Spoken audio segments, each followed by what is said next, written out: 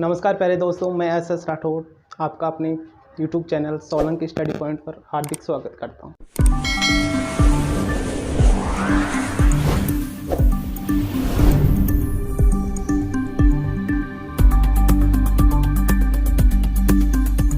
देखिए प्यारे दोस्तों, आज अपन हिंदी मीडियम की क्लास 10वीं की सामान्य विज्ञान की क्लासें स्टार्ट कर रहे हैं। बैक टू बैक क्लासें लगेंगी। हम नॉर्मल से नॉर्मल कॉन्सेप्ट पर हर कॉन्सेप्ट पर काम करेंगे। इसमें जीरो से स्टार्ट करेंगे, हाई लेवल तक क्लासें, मतलब कुछ भी टॉपिक छोड़ेंगे नहीं। तो सामान्य विज्ञान के अंदर सबसे पहले स्टार्ट फिजिक्स, केमिस्ट्री और बायो। तो हिंदी मीडियम का स्टूडेंट कैसे जैसे करके बायो को रट रटा के उसमें नंबर ले आता है, केमिस्ट्री उसके मतलब रट लेता है, लेकिन फिजिक्स में आके वो डाफा चूक हो जाता है बंदा कि यार फिजिक्स में करे तो करे क्या।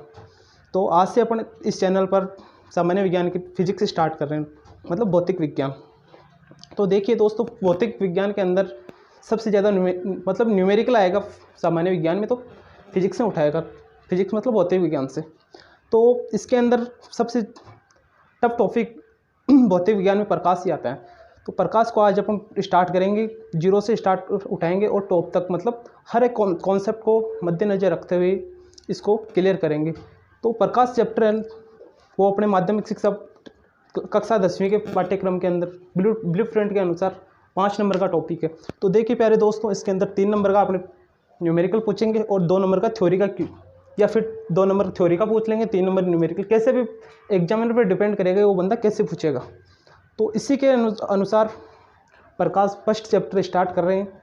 तो प्रकाश आखिर है क्या, प्रकाश की रूपरेखा क्या है, प्रकाश का स्ट्रक्चर क्या है, इंट्रोडक्शन करेंगे प्रकाश चैप्टर का आज, कि आखिर प्रकाश अपने जीवन में किस प्रकार उपयोगी है, मतलब सामान्य जीवन में किस प्रकार प्रकाश काम आता है अपने। तो देखिए पहले दोस्तों, प्रकाश ये एक ऐसी ऊर्जा है जिसकी सहायता से अपने को इस दुनिया में जितनी भी तमाम प्रकार की वस्तुएं हैं वो अपने को दिखाई देती। मतलब प्रकाश, बिना प्रकाश के अपन कुछ भी नहीं देख, मतलब अपनी ज़िंदगी में यदि प्रकाश ना होगा ना तो कुछ भी दिखाई नहीं। जैसे नाइट में कुछ नहीं दिखाई देता, उसी प्रकार प्रकाश का सबसे बड़ा मुख्य स्रोत है ना, उसको सूर्य है। मतलब सूर्य से बड़ा कोई प्रकाश का स्रोत नहीं है। तो देखिए प्यारे दोस्तों, इस प्रकाश की पूरा चैप्टर के अंदर पूरी रूपरेखा, मतलब कि कितनी क्या क्या क्या कॉन्सेप्ट है, पूरे कॉन्सेप्ट पर बात करेंगे कि पूरा मतलब बेसिक क्या है इस चीज़ का। आज बेसिक क्लियर करेंगे, उसके बाद एक एक टॉपिक, हर टॉपिक का कॉन्सेप्ट क्लियर करेंगे और इसी के साथ अपन आगे बढ़ेंगे।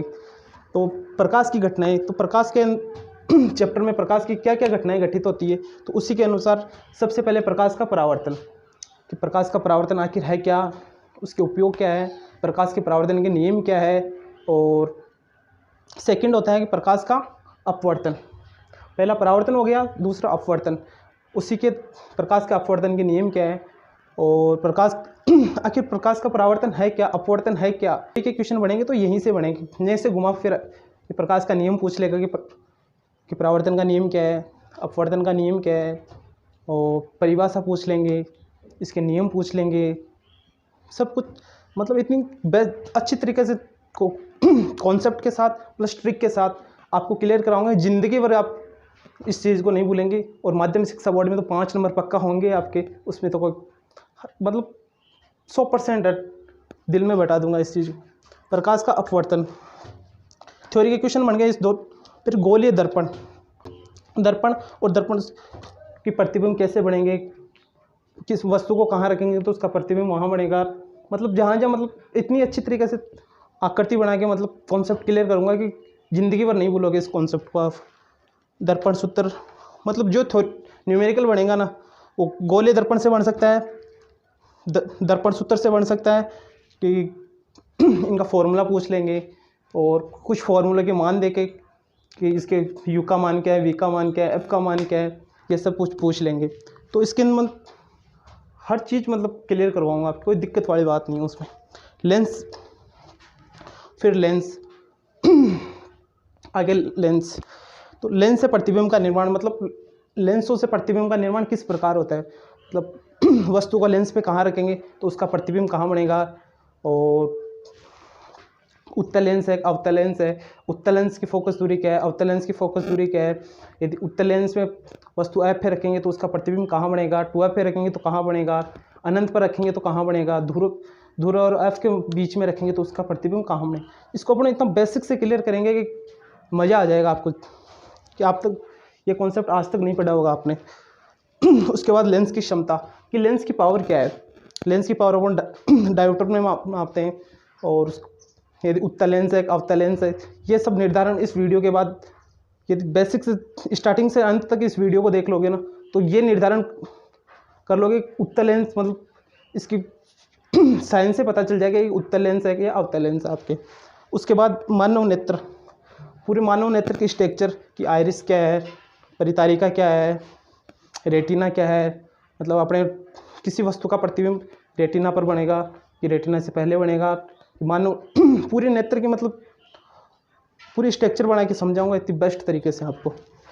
और उसके दोष, कि दूरदृष्टि दोष है, निकट दृष्टि दोष है, जरा दृष्टि दोष है, दृष्टि वैषम्य दोष है, या फिर वर्णांधता है जिसमें प्राथमिक रंगों में वो डिफरेंट अंतर नहीं कर पाते, जैसे वो लाल झंडी होती है ना, कि लाल हरी नहीं दिखाई देती, लाल हरी दिखाई देती, हरी लाल दिखाई देती, उसी प्रकार दोष में कौन सा दोष किस लेंस से दूर होता है, जैसे अवतल लेंस, उत्तल लेंस और बेलनाकार लेंस, द्विफोक्सी लेंस जिसके अंदर नीचे उत्तल होता है, ऊपर अवतल होता है, तो उसका किस प्रकार से अपन इसका पूरा स्ट्रक्चर, पूरा इंट्रोडक्शन यह है। मतलब ये प्रकार से कोई भी क्वेश्चन आएगा थ्योरी प्लस न्यूमेरिकल, तो इन 8 टॉपिक के बाहर क्वेश्चन नहीं जाएगा, ये मेरा दावा है। और पूरा मतलब रूपरेखा ये है, अपन कल से आगे की कक्षा में एक एक कॉन्सेप्ट को उठा के इतना आसानी से समझाऊंगा कि मज़ा आ जाएगा आपको।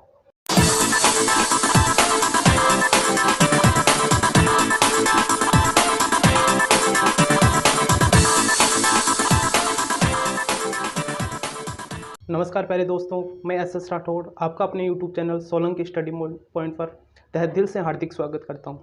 देखिए प्यारे बच्चों, अपन क्लास 10वीं की सामान्य विज्ञान स्टार्ट कर की थी, उसके अंदर अपने सबसे पहले फिजिक्स उठाई थी। तो फिजिक्स के अंदर सबसे वेटेज वाला चैप्टर है वो है प्रकाश, और फिजिक्स के अंदर सबसे वेटेज प्रकाश रखता है। प्रकाश अपने वो माध्यमिक शिक्षा बोर्ड में 5 नंबर का चैप्टर है, और जो अभी मतलब लास्ट में अपने हर कक्षा के अंदर 40 से 50% बच्चे ऐसे होते हैं जो ये पूछते हैं कि सर हमारे को तो कोई ऐसा कैप्सूल बता दो कि लास्ट के अंदर हम पास हो जाएं, कि हमारे नया पार लग जाए। तो उसी के तहत उनके लिए प्रकाश सबसे अच्छा चैप्टर है। ये उनके लिए रामबाण साबित होगा कि यदि वो प्रकाश चैप्टर क्लियर कर लेंगे ना, तो उनके 5 नंबर तो कन्फर्म हो ही जाएंगे कम से कम। तो देखिए प्यारे बच्चों, प्रकाश के नॉर्मल कॉन्सेप्ट प्लस इंट्रोडक्शन अपन ने पिछले वीडियो में कर लिया था, कि प्रकाश क्या है, प्रकाश का सबसे बड़ा स्रोत क्या है, और प्रकाश की मुख्य घटनाएं क्या क्या है, परावर्तन क्या है, अपवर्तन क्या है, उनकी नॉर्मल अपन ने डेफिनेशन देख ली थी। और आज अपन एक एक कॉन्सेप्ट को लेकर चलेंगे, कॉन्सेप्ट इज द पावर पर, कि एक कॉन्सेप्ट उठाएंगे, उसको 0 से टॉप तक क्लियर करेंगे, कुछ भी नहीं छोड़ेंगे उसमें। तो देखिए दोस्तों, प्रकाश तो आपके दिमाग में आता है कि प्रकाश आखिर है क्या। तो अपन देसी भाषा में ये समझ सकते हैं कि प्रकाश एक ऐसा जादू है जो इस दुनिया में जितनी भी वस्तुएं हैं ना उसको देखने में सहायता प्रदान करता है। मतलब प्रकाश नहीं है ना तो कुछ नहीं है, कुछ भी दिखाई नहीं देगा अपने को। प्रकाश को अपन जादू कह सकते हैं। ये प्रकाश जैसे प्रकाश आता है तो अपने को पूरी वस्तु दिखाई देने लग जाती, और जैसे नाइट के अंदर सूर्य नहीं रहता है तो कोई वस्तु दिखाई नहीं देती। तो प्रकाश का इस दुनिया में सबसे बड़ा स्रोत है सूर्य। प्रकाश का सबसे बड़ा स्रोत है सूर्य। और प्रकाश की घटनाएं देखेंगे अपन एक एक करके। हर प्रकाश की नॉर्मल डेफिनेशन अपन ने देख ली। अब ये देखेंगे कि प्रकाश का सबसे बड़ा स्रोत सूर्य है ही। प्रकाश की घटनाएं देखेंगे, प्रकाश में आखिर कौन कौन सी घटनाएं घटित होती और उन घटनाओं के नियम क्या क्या है, उपयोग क्या है। तो उसमें सबसे पहले अपन आज पढ़ने जा रहे हैं प्रकाश का परावर्तन। आखिर परावर्तन है क्या, परावर्तन के नियम क्या क्या है, परावर्तन का उपयोग कहाँ होता है, और प्रकाश का सबसे अच्छा परावर्तक कौन सा पदार्थ है। मतलब इस दुनिया में सबसे अच्छा परावर्तक किसको माना गया है। तो देखिए प्यारे बच्चों, परावर्तन तो नॉर्मल अपने 2 नंबर का क्वेश्चन तो ये आ जाता है कि परावर्तन किसे कहते हैं। तो प्रकाश की ऐसी घटना, प्रकाश का परावर्तन और उसके नियम। तो प्रकाश की किरण का किसी समतल सतह से टकराकर वापस उसी माध्यम में लौट जाना। प्रकाश की किरण का किसी समतल सतह से टकराकर वापस उसी माध्यम में लौट जाना ही प्रकाश प्रकाश का परावर्तन कहलाता है। जैसे कोई प्रकाश की किरण आई और समतल सतह से मतलब चमकीली सतह से टकराई और वापस उसी माध्यम में लौट गई, जिस दिशा से आई ना उसी दिशा में लौट गई, ये प्रकाश का परावर्तन कहलाता है। परावर्तन सतह चमकीली हो सकती है और समतल हो सकती है। तो देखिए पहले दोस्तों, इसके अंदर प्रकाश का परावर्तन की यदि परावर्तन की परिभाषा पूछेगा तो ये लिख के आ जाओगे। 2 नंबर का क्वेश्चन तो यहीं से 100% क्लियर है, और इस चैप्टर को मतलब इतना यूनिक तरीके से क्लियर करेंगे कि शायद यूट्यूब की दुनिया में आपने आज से पहले कभी नहीं पढ़ा होगा ये चीज़। तो देखिए इसके नियम देखेंगे कि परावर्तन के क्या क्या नियम हैं। तो परावर्तन के नियम कि आपतित किरण, परावर्तित किरण और अभिलंब।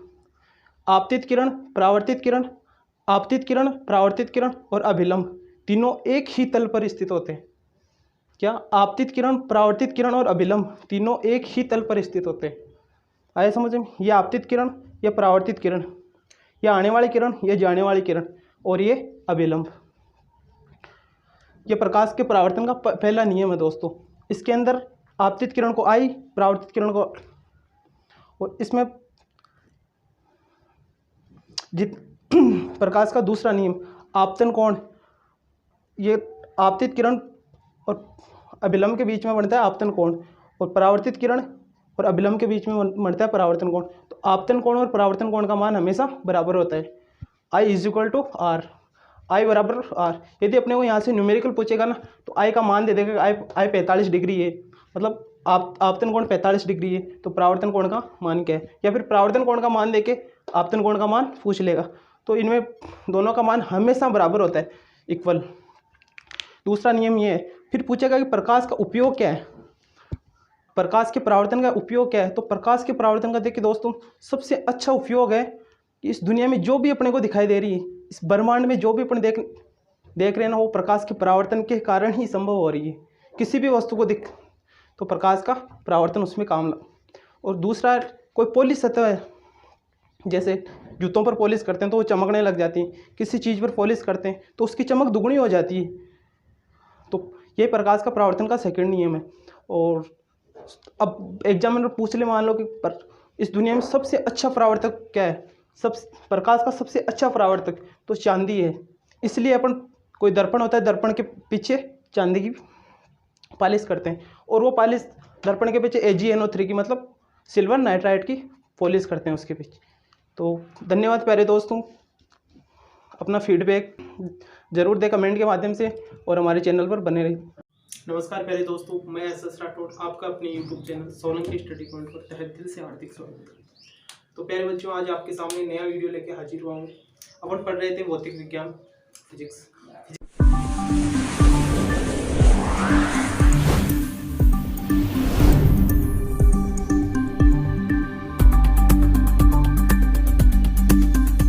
भौतिक विज्ञान के अंदर अपन ने प्रकाश चैप्टर, जो सबसे ज़्यादा वेटेज रखने वाला 5 नंबर का चैप्टर है, वो स्टार्ट कर रखा था। तो उसकी अपन ने नॉर्मल डेफिनेशन देख ली थी, नॉर्मल जितनी भी रूपरेखा थी ना कि आखिर प्रकाश चैप्टर में है क्या, वो पूरा बेसिक से हाई जितना भी टॉपिक थे ना, 8-9 टॉपिक नॉर्मल उस पर डिस्कस कर चुके थे। तो उसके अंदर अपन प्रकाश देख लिया था, प्रकाश का सबसे बड़ा स्रोत क्या है इस दुनिया में, वो देख लिया था। उसके बाद में प्रकाश की घटनाएं देख रहे थे। तो प्रकाश की घटनाओं में अपन ने प्रकाश का परावर्तन देख लिया था कि प्रकाश का परावर्तन है क्या, प्रकाश के परावर्तन के नियम क्या क्या है, और प्रकाश के परावर्तन के उपयोग क्या है, मतलब इस दुनिया में प्रकाश का परावर्तन कहाँ कहाँ काम आता है जनरली। उसकी एक बार नॉर्मल वापस परिभाषा बता देता हूँ आपको कि प्रकाश का परावर्तन किसे कहते हैं। तो देखिए पहले दोस्त, जब कोई प्रकाश की किरण किसी समतल सतह से टकराकर वापस उसी माध्यम में लौट जाए, मतलब जिस माध्यम से आई उसी माध्यम में लौट जाए, तो इस प्रकाश की इसी परिघटना को प्रकाश का परावर्तन कहते हैं। इसके फिर नॉर्मल नियम है 2 कि आपतित किरण मतलब आने वाली किरण, परावर्तित किरण मतलब जाने वाली किरण, दोनों आपतित किरण, परावर्तित किरण और अभिलंब तीनों एक ही तल पे स्थित होते हैं। आपतित किरण, परावर्तित किरण और अभिलंब तीनों एक ही तल में स्थित होते हैं। और दूसरा नियम था आपतन कोण और परावर्तन कोण। आपतन कोण और परावर्तन कोण दोनों का मान हमेशा बराबर होता है। आपतन कोण होता है अभिलंब और आपतित किरण के बीच में बढ़ने वाला कोण, और परावर्तन कोण होता है परावर्तित किरण और अभिलंब के बीच में बढ़ने वाला कोण। फिर इसका एक उपयोग था, इस दुनिया में परावर्तन का सबसे अच्छा उपयोग यही है कि इस दुनिया में हम जो भी वस्तु देख रहे हैं वो इस परावर्तन के कारण ही संभव है, क्योंकि रिफ्लेक्शन होता है। किरण आई, रिफ्लेक्शन होकर अपनी आंखों तक वापस, तो उसके अंदर प्रकाश का परावर्तन। यदि परावर्तन नहीं होता अब तो अपन दुनिया में कुछ भी नहीं देख पाते। तो प्रकाश ये घटना देख ली थी अपनी। फिर सेकंड घटना थी प्रकाश का अपवर्तन। देखिए पहले दोस्तों, प्रकाश का अपवर्तन किसे कहते हैं। यदि नॉर्मल क्वेश्चन आएगा ना 2 नंबर का, तो या तो प्रकाश का अपवर्तन पूछ लेगा या फिर प्रकाश का परावर्तन पूछ लेगा। तो प्रकाश का अपवर्तन किसे कहते हैं। जब प्रकाश की किरण किसी एक माध्यम से दूसरे माध्यम में जाती है, जब प्रकाश की किरण किसी एक माध्यम से दूसरे माध्यम में जाती है तो पृथ्वी तल से टकराकर अपने पथ से विचलित हो जाती है। मतलब जहां उसको जाना था वहां नहीं जाकर अपना मार्ग चेंज कर लेती है वो। और प्रकाश की इसी घटना को प्रकाश का अपवर्तन कहते हैं। प्रकाश के अपवर्तन में देखिए पहले दो केस है। एक तो जब प्रकाश की किरण विरल माध्यम से सघन माध्यम में जाए, मतलब जब प्रकाश की किरण विरल माध्यम से सघन माध्यम में जाए तो अभिलंब के पास अभिलंब की ओर झुक जाती है। अब प्यारे विद्यार्थियों, आपके दिमाग में आ रहा होगा माध्यम के प्रकार होते हैं क्या। तो बिल्कुल, माध्यम 2 प्रकार का होता है। एक तो सघन माध्यम, पदार्थ के कण पास हो उसे सघन माध्यम कहते हैं, और विरल माध्यम जिसमें पदार्थ के कण दूर हो विरल माध्यम कहलाता है। जैसे अपन, इसका मतलब है कि जब प्रकाश की किरण हवा एक विरल माध्यम है और कांच एक सघन माध्यम है। तो जब प्रकाश की किरण मान ले हवा से कांच में जाए, ऊपर हवा है नीचे कांच है, तो आपतित किरण जाना तो इसको सीधा चाहिए था, पर कांच में मतलब सघन माध्यम में जाने के कारण अभिलंब की ओर झुक जाती है, अपने मार्ग से विचलित हो गई। मतलब जाना इसको सीधा चाहिए था, सीधी ने जाकर अभिलंब की ओर झुक। और आपतन कोण कभी भी अपवर्तन कोण के बराबर नहीं होता। आई बराबर कभी भी आर नहीं होता, i is not equal to r. तो दूसरा केस इसमें है कि जब प्रकाश की किरण सघन माध्यम से विरल माध्यम में जाए, मतलब कांच से हवा के अंदर जाए। जब कांच से हवा के अंदर जाए तो आपतित किरण कांच से हवा के अंदर जाए तो अभिलंब से दूर हट जाती है वो। जैसे एक प्रकाश की किरण आ रही, इसको जाना सीधा चाहिए था, यह अभिलंब है, लेकिन अभिलंब से दूर हट जाती है। और इसका अपन देसी, आप ये पूछोगे सर इसका मतलब वास्तविकता में मतलब क्या है। तो प्रकाश की अपवर्तन का मतलब यही है कि किसी वस्तु का आभास होना, मतलब रियल में कुछ अलग है, अपने को दिखाई कुछ अलग दे रही है। रियल में कोई वस्तु अलग है और अपने को वही वस्तु अलग दिखाई दे रही है, तो यही प्रकाश का अपवर्तन है। अपवर्तन का यदि अपन देसी तरीका, मतलब देसी मतलब समझे, तो अपवर्तन का मतलब यही होता है आभास होना, किसी चीज का आभास होना। कोई चीज है वास्तविकता में अलग है और अपने को दिख रही कुछ अलग है, रियलिटी कुछ अलग है और पर्दे के पीछे कुछ अलग है। तो देखिए इसके अपन एग्जांपल देखते हैं। जैसे पानी के गिलास में कोई सिक्का डाल रखा है अपन ने, पानी के गिलास में सिक्का, पर वो अपने को वास्तविकता में तो पेंदे में पड़ा है, पर अपने को कुछ ऊपर उभरा हुआ दिखाई देगा, ऊपर उठा हुआ दिखाई देगा। पानी के गिलास में पड़े सिक्के का ऊपर उठा हुआ दिखाई देना, मतलब वास्तविकता में तो पेंदे में पड़ा है, लेकिन अपवर्तन के कारण अपने को आभास होगा कि वो कुछ थोड़ा बहुत ऊपर उठा हुआ है। दूसरा कि पानी में देखिए पेंसिल या फिर कोई पानी का टैंक है, टैंक के अंदर लोहे की छड़ है, तो वो अपने को कुछ मुड़ी हुई दिखाई देगी। वास्तविकता में मुड़ी हुई नहीं है, लेकिन अपने को मुड़ी हुई दिखाई देगी, मुड़ी हुई आभास होगा उसका। वास्तविकता में यार यदि ये मार्कर है, मार्कर को यदि अपन पानी के गिलास के अंदर रखेंगे तो अभी मार्कर वास्तविकता में तो सीधा है, पर अपने को अपवर्तन के कारण दिखाई देगा कुछ थोड़ा बहुत टेढ़ा। तो प्रकाश के अपवर्तन के कारण ही ये चीजें दिखाई देती, मतलब किसी चीज का आभास होना, आभास अपवर्तन के अंदर। और कोई चीज चमक रही है तो चमकना प्रकाश के परावर्तन के कारण संभव है, और किसी चीज का आभास हो रहा है मतलब वास्तविकता कुछ अलग है और पर्दे के पीछे कुछ अलग है, तो ये अपवर्तन है। प्रकाश का अपन ने परावर्तन देख लिया, प्रकाश का अपन ने अपवर्तन देख लिया, अपवर्तन के केस देख लिया कि प्रकाश की किरण यदि सघन माध्यम से विरल माध्यम में जाए तो क्या परिघटना होती है, विरल से सघन में जाए तो अभिलंब के पास आती है, दूर जाती है, और प्रकाश के अपवर्तन के उपयोग देख लिए। नमस्कार प्यारे दोस्तों, मैं एस राठौड़ आपका अपने YouTube channel Solanki study point पर तहे दिल से हार्दिक स्वागत करता हूँ। देखिए प्यारे दोस्तों, अपन प्रकाश चैप्टर पढ़ रहे थे। तो भौतिक विज्ञान के अंदर प्रकाश चैप्टर एक बहुत बड़ा वेटेज रखने वाला चैप्टर है। तो प्रकाश चैप्टर के अपन 3 वीडियो ऑलरेडी देख चुके हैं। आज आगे कॉन्सेप्ट लेके आया हूँ, वो है प्रकाश का क्रांति कोण। बहुत ही शानदार और यूनिक कॉन्सेप्ट पर समझाऊंगा आज। प्रकाश का क्रांति कोण, आखिर प्रकाश का क्रांति कोण है क्या? तो प्रकाश का क्रांति कोण समझने के लिए प्रकाश की अपवर्तन आपको समझना पड़ेगा कि प्रकाश का अपवर्तन क्या है, प्रकाश का अपवर्तन किसे कहते हैं। तो एक बार नॉर्मल देख लेते हैं, और तो अपवर्तन आपको पिछले वाले वीडियो में मैं समझा दिया था कि प्रकाश का अपवर्तन किसे। तो जब प्रकाश की किरण किसी एक माध्यम से दूसरे माध्यम में जाती है, जब प्रकाश की किरण किसी एक माध्यम से दूसरे माध्यम में जाती है तो वह पृथककारी तल से टकराकर अपने मार्ग से विचलित हो जाती है। जब प्रकाश की किरण किसी एक माध्यम से दूसरे माध्यम में जाती है तो पृथककारी तल से टकराकर अपने मार्ग से विचलित हो जाती है। उसको जाना सीधा चाहिए था, लेकिन सघन माध्यम से विरल माध्यम में प्रवेश करती है तो विरल के कण के थोड़े दूर दूर होते हैं तो अभिलंब से दूर हट जाती है। थोड़ी जाना उसको सीधे चाहिए था, लेकिन अभिलंब से दूर हट जाती है। तो यही घटना प्रकाश का अपवर्तन कहलाता है।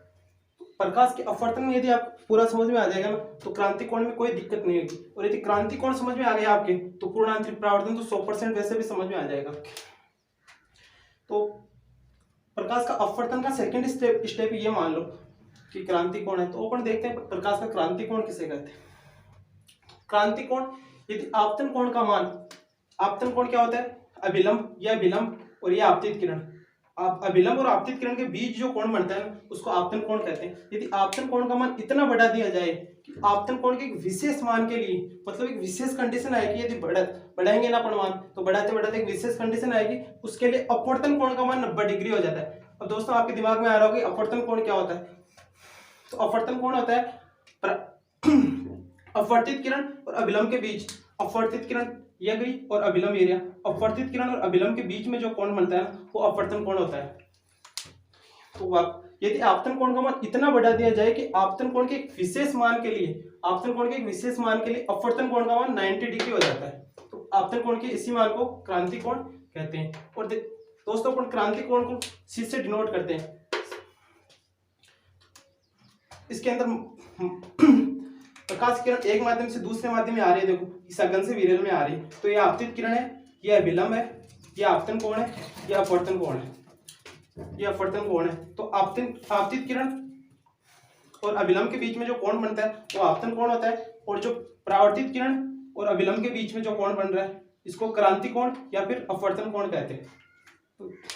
और इसी का अगला स्टेप, मतलब ये समझ में आ गया ना तो पूर्ण आंतरिक परावर्तन बहुत आसानी से समझ में आएगा। प्रकाश का पूर्ण आंतरिक परावर्तन किसे कहते हैं? तो यदि हम आपतन कोण का मान, आपतन कोण क्या होता है? आपतित किरण और अभिलंब के बीच में बढ़ने वाला कोण, आपतित किरण ये, अभिलंब ये, आपतित किरण और अभिलंब के बीच बढ़ने वाला कोण, आपतन कोण का मान क्रांति कोण से थोड़ा सा अधिक कर दे, मतलब क्रांति कोण ये, इसे थोड़ा सा ऊपर बढ़ा देना, क्रांति कोण से थोड़ा सा अधिक कर दे तो प्रकाश विरल माध्यम में न जाकर, मतलब ऊपर सघन माध्यम से विरल माध्यम में जा रही प्रकाश की किरण नीचे नहीं जाकर संपूर्ण प्रकाश की वापस सघन माध्यम में ही लौट जाता है, मतलब नीचे नहीं आकर वापस उसी माध्यम में लौट। जब प्रकाश की किरण, जब हम आपतन कोण का मान, आपतन कोण ये, जब हम आपतन कोण का मान क्रांति कोण से थोड़ा सा अधिक करते, क्रांति कोण परावर्तित किरण और अभिलंब के बीच में बढ़ने वाला कोण ये, इससे थोड़ा सा अधिक कर दे, मतलब इससे ऊपर, तो ऊपर कौन सा माध्यम है? सघन माध्यम। तो प्रकाश किरण विरल माध्यम में न जाकर वापस सघन माध्यम में ही लौट जाती है। तो यदि हम आपतन कोण का मान क्रांति कोण से थोड़ा सा अधिक कर दे तो प्रकाश विरल माध्यम में न जाकर वापस प्रकाश का जितना भी संपूर्ण प्रकाश वापस सघन माध्यम में ही लौट जाता है, और प्रकाश की इसी घटना को प्रकाश का पूर्ण आंतरिक परावर्तन कहते हैं। देखिए पहले दोस्तों, आपतित किरण और अपवर्तित किरण, आपतित किरण और अपवर्तित किरण के दोनों के बीच में 90 डिग्री का कोण बनता है। प्रकाश के पूर्ण आंतरिक परावर्तन में आपतित किरण और अपवर्तित किरण दोनों के बीच में 90 डिग्री का कोण बनता है। और प्रकाश का पूर्ण आंतरिक परावर्तन जब ही बनता है जब दो शर्तें सेटिस्फाई होती है। जब ये दो शर्तें सेटिस्फाई नहीं होती तो कभी प्रकाश का पूर्ण आंतरिक परावर्तन नहीं होगा। तो देखिए पहले दोस्तों, प्रकाश की पूर्ण आंतरिक परावर्तन पहली शर्त है जब प्रकाश की किरण सघन माध्यम से विरल माध्यम में जाना जरूरी है। ऐसे नहीं कि प्रकाश की किरण विरल माध्यम से सघन माध्यम में जा रही तो कभी भी प्रकाश का पूर्ण आंतरिक परावर्तन नहीं बनेगा। जरूरी है कि प्रकाश की किरण सघन माध्यम से विरल माध्यम में जाए। समझ में आई होगी ये चीज आपके। और दूसरी शर्त ये है कि आपतन कोण का मान, इसका मान क्रांति कोण से ज्यादा होना चाहिए, मतलब आपतन कोण का मान क्रांति कोण से बड़ा होना चाहिए। आपतन कोण का मान क्रांति कोण से बड़ा होगा ना तो प्रकाश का पूर्ण आंतरिक परावर्तन बनेगा, अन्यथा नहीं बनेगा। तो ये इसकी नॉर्मल डेफिनेशन थी। यदि छोटे वाले 2 नंबर के क्वेश्चन में है कि प्रकाश का पूर्ण आंतरिक परावर्तन किसे कहते हैं और इसकी कौन कौन सी शर्तें हैं, तो आप ये लिख के आ सकते हो। तो प्रकाश का पूर्ण आंतरिक परावर्तन के अब कुछ उपयोग है, जो उपयोग देखते हैं कि प्रकाश का पूर्ण आंतरिक परावर्तन आखिर काम किस में आता है। प्रकाश के पूर्ण आंतरिक परावर्तन का पहला उपयोग है मरक मरीचिका। गर्मियों के दिनों में अपन दोपहर में जाते हैं तो अपने को मतलब कि दौरों के अंदर कुछ पानी जैसा या फिर सड़क पर देखते हैं तो कुछ हिलता हुआ दिखाई देता है जैसे पानी हो, लेकिन वो वास्तविकता में पानी नहीं होता, वो मरक मरीचिका। दूसरा होता है हीरे का चमकना। हीरे का चमकना पूर्ण आंतरिक परावर्तन का उदाहरण है। तीसरा होता है एंडोस्कोपी मतलब प्रकाशिक तंतु। इसके द्वारा एंडोस्कोपी में भी पूर्ण आंतरिक परावर्तन का प्रयोग किया जाता है। तो देखिए पहले दोस्तों अपन ने प्रकाश का पूर्ण आंतरिक परावर्तन देखा। प्रकाश के पूर्ण आंतरिक परावर्तन में कौन कौन से केस काम में आते हैं वो देखे। प्रकाश के पूर्ण आंतरिक परावर्तन का उपयोग देखा। यदि छोटे वाले क्वेश्चन हैं तो इन चार वीडियो देख लेना आप। तो पहला वीडियो, दूसरा वीडियो, तीसरा, इससे आपके 2 नंबर यहीं से क्लियर हो जाएंगे। धन्यवाद प्यारे दोस्तों। नमस्कार प्यारे दोस्तों, मैं एस राठौड़ आपका अपने YouTube channel Solanki study point पर तहे दिल से हार्दिक स्वागत करता हूँ। देखिए प्यारे बच्चों, अपन कक्षा 10वीं की सामान्य विज्ञान पढ़ रहे थे और प्रकाश चैप्टर के अंदर अपन ने अधिकांश टॉपिक देख लिए थे। लगभग कॉन्सेप्ट इतनी बेहतरीन ट्रिक के साथ कंप्लीट कर लिए थे और आज आपके सामने एक बेहतरीन कॉन्सेप्ट लेके आया हूँ, प्रकाश का गोलीय दर्पण। अब आज देखेंगे कि गोलीय दर्पण क्या है। इससे पहले अपन ने प्रकाश का परावर्तन देख लिया, प्रकाश का अपवर्तन देख लिया, प्रकाश का पूर्ण आंतरिक परावर्तन देख लिया, ये देख लिया कि क्रांति कोण क्या होता है, क्रांति कोण की घटनाएं क्या क्या है। लगभग आधा चैप्टर अपन ने फिनिश कर लिया और ये एक बूस्टर का काम करेगा क्योंकि 5 नंबर का टॉपिक है आपके। क्योंकि जो विद्यार्थी 100/100 का लेकर चल रहे हैं कि अपने को 100 नंबर ही अचीव करने हैं, उनके लिए सबसे बेस्ट, सबसे अच्छा पार्ट है। क्योंकि ये एक ऐसा चैप्टर है इसमें नंबर कटने के बहुत कम चांस रहते हैं। तो आज देखेंगे अपन गोलीय दर्पण कि आखिर गोलीय दर्पण क्या होता है। तो देखिए प्यारे बच्चों, गोलीय दर्पण का नाम सुनते ही आपके दिमाग के अंदर इमेज बनी होगी, गोलीय दर्पण मतलब गोला आया होगा। जी हाँ, बिल्कुल गोले जैसा, गोले का ही कटा हुआ भाग होता है गोलीय दर्पण। जैसे गोला मान लो, फुटबॉल देखा होगा आपने, जैसे फुटबॉल होता है ना, जैसे फुटबॉल होता है ना, उसी प्रकार गोलीय दर्पण होता है। तो गोलीय दर्पण में अपन उसकी कुछ परावर्तक सतह काट लेते हैं। जैसे अपने यदि एनसीईआरटी के हिसाब से परिभाषा देखें इसकी, तो गोलीय दर्पण किसे कहते हैं, तो गोलीय दर्पण ऐसे दर्पण, गोलीय दर्पण किसे कहते हैं। तो एग्जाम में क्वेश्चन है कि गोलीय दर्पण किसे कहते हैं, तो एग्जाम में अपना परिभाषा लिखेंगे, ऐसे दर्पण जिनके परावर्तक पृष्ठ मतलब चमकीली सतह, मतलब जिससे परावर्तक पृष्ठ मतलब चमकीली सतह गोलीय हो।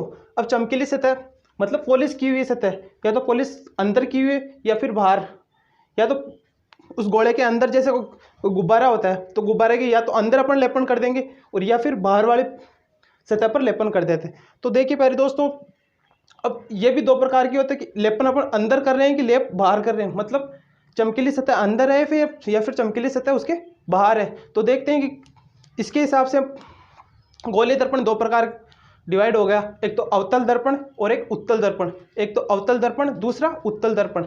अवतल दर्पण और उत्तल दर्पण। तो देखिए अपन देखते हैं कि उत्तल दर्पण क्या होता है और अवतल दर्पण क्या होता है। तो ये गोलीय दर्पण है अपने पास, तो इसमें एक के तो परावर्तक सतह अंदर है और एक के परावर्तक सतह बाहर है। परावर्तक सतह मतलब कोई किरण आई, किरण टकराई, जिस सतह से टकराई ना उसको परावर्तक सतह बोलेंगे अपन। जिससे टकराई, जैसे कोई दीवार पर अपन बॉल फेंकते हैं तो टकरा कर वापस आती है ना, उसको इसके अंदर ये पूरा एक गोला मान लो, इसको पूरा गोला है तो इसकी परावर्तक सतह काट ली अपन ने, मतलब कुछ परावर्तक सतह अपने हिसाब से काट ली, दोनों की काट ली समझाने के हिसाब से। तो इसके अंदर पॉलिश बाहर वाली सतह पर है, इसमें पॉलिश अंदर वाली सतह पर है, और इसके अंदर परावर्तक पृष्ठ अंदर वाला काम करता है और इसमें परावर्तक बाहर वाला। यदि कोई किरण आएगी तो टकरा कर, एक तो अवतल दर्पण, दूसरा उत्तल दर्पण। तो इसके जो अवतल दर्पण और उत्तल दर्पण के अपन प्रतिबिंब समझने के लिए इनकी पहले कुछ मुख्य शब्दावली है कि फोकस किसे कहते हैं, ध्रुव किसे कहते हैं, वक्रता त्रिज्या किसे कहते हैं, वक्रता केंद्र किसे कहते हैं। तो इस हिसाब से पहले अपन इसकी शब्दावली देखेंगे, क्योंकि वो शब्दावली अपने को पता होगी ना तो ही अपन इसके दर्पण प्रतिबिंब बना पाएंगे कि यदि अनंत पर है तो कहाँ पर बनेगी, फोकस पर है तो कहाँ पर बनेगी, F और 2F के बीच में है तो कहाँ बनेगी, और यदि ध्रुव पर कोई वस्तु है तो उसका प्रतिबिंब कहाँ बनेगा, ये सब अपन एक बहुत बेहतरीन कॉन्सेप्ट के साथ देखेंगे। और उससे पहले अपन देख रहे हैं कि इसकी शब्दावली की आखिर इसकी उत्पत्ति कैसे हुई, क्योंकि अपन डायरेक्ट टॉप हाई लेवल का देखेंगे तो फिर बेस कमजोर रह जाएगा अपना। तो पहले बेसिक से हाई चलेंगे, क्योंकि ये आजकल शब्दावली कोई नहीं बताता और वहाँ जाकर बंदा डाफाचुक हो जाता है कि यार ध्रुव किसे कहते हैं, वक्रता केंद्र किसे कहते हैं, या फिर वक्रता त्रिज्या क्या होती है, वक्रता त्रिज्या क्या होती है, या फिर मुख्य फोकस क्या होता है, मुख्य अक्ष क्या होता है। तो इसी चीज़ को अपन बारीकी से देखेंगे कि आखिर किसे कहते हैं। तो ध्रुव क्या होता है, देखिए दोस्तों, यह परावर्तक, ये गोलीय दर्पण है। तो गोलीय दर्पण में जो परावर्तक सतह होती है ना, तो इस परावर्तक सतह का जो एकदम बीच का बिंदु होता है ना, परावर्तक सतह के गोलीय दर्पण में परावर्तक सतह, मतलब ये पूरी परावर्तक सतह है, परावर्तक सतह के बीच का बिंदु ये हो गया ना, तो इसी को ही अपन ध्रुव बोलेंगे। परावर्तक पृष्ठ का केंद्र किसे कहेंगे, ध्रुव। परावर्तक पृष्ठ का मतलब ये पूरा परावर्तक पृष्ठ है और इसका केंद्र कौन सा है, ये, इसको अपन ध्रुव बोलेंगे। और ध्रुव को अपन प्रदर्शित किससे कहते हैं, प्रदर्शित किस कौन से मतलब किससे करते हैं, तो उसको पी से करते हैं, पी से डिनोट करते हैं। आगे देखते हैं अपन वक्रता केंद्र, वक्रता केंद्र। तो देखिए पहले दोस्तों मैंने बताया था गोलीय दर्पण, गोलीय दर्पण एक गोला का कटा हुआ भाग होता है।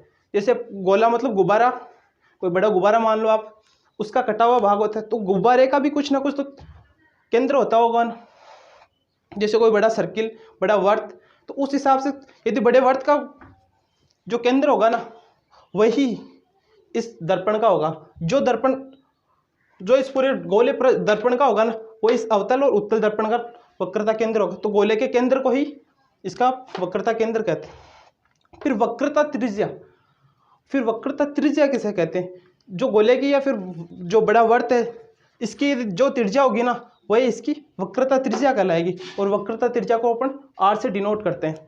इसके आगे मुख्य अक्ष। अब देखिए दोस्तों मुख्य अक्ष किसे कहते हैं, तो मुख्य अक्ष ये होगी मुख्य अक्ष। तो ये तो अपने पास ध्रुव पी और ये वक्रता केंद्र, वक्रता केंद्र और ध्रुव को मिलाने वाली काल्पनिक रेखा। वास्तविकता में कोई मुख्य अक्ष नहीं होता है, लेकिन अब एक मानते हैं अपनी कल्पना के अनुसार कि मुख्य अक्ष क्या होता है।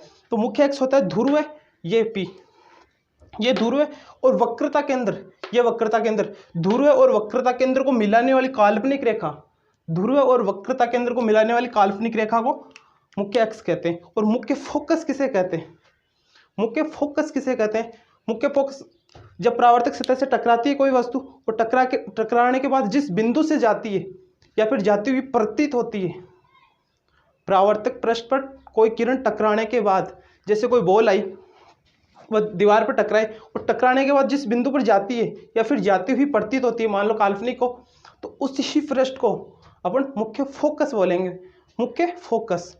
तो देखिए प्यारे दोस्तों, अपन ने गोलीय दर्पण देखा कि गोलीय दर्पण किसे कहते हैं। मान लो को 2 नंबर के क्वेश्चन में आ गए माध्यमिक शिक्षा बोर्ड में कि गोलीय दर्पण किसे कहते हैं और इसकी मुख्य शब्दावली लिखिए।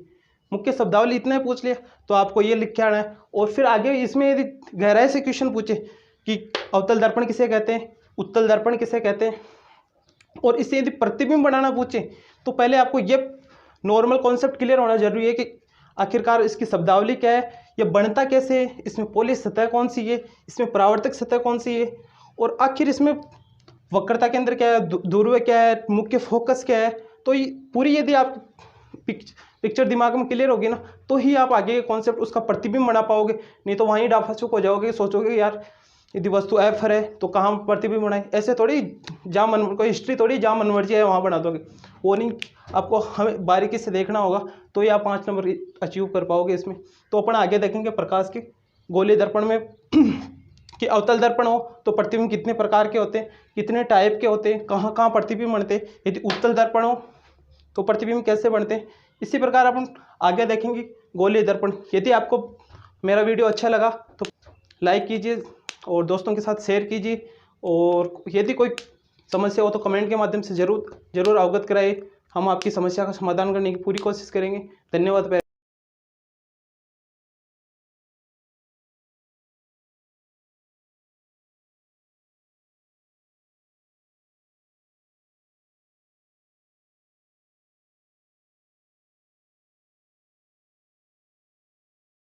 नमस्कार प्यारे दोस्तों, मैं एस राठौड़ आपका अपने यूट्यूब चैनल सोलंग के स्टडी पॉइंट पर तहे दिल से हार्दिक स्वागत करता हूं। तो देखिए प्यारे बच्चों, अपन पढ़ रहे थे प्रकाश मतलब लाइट।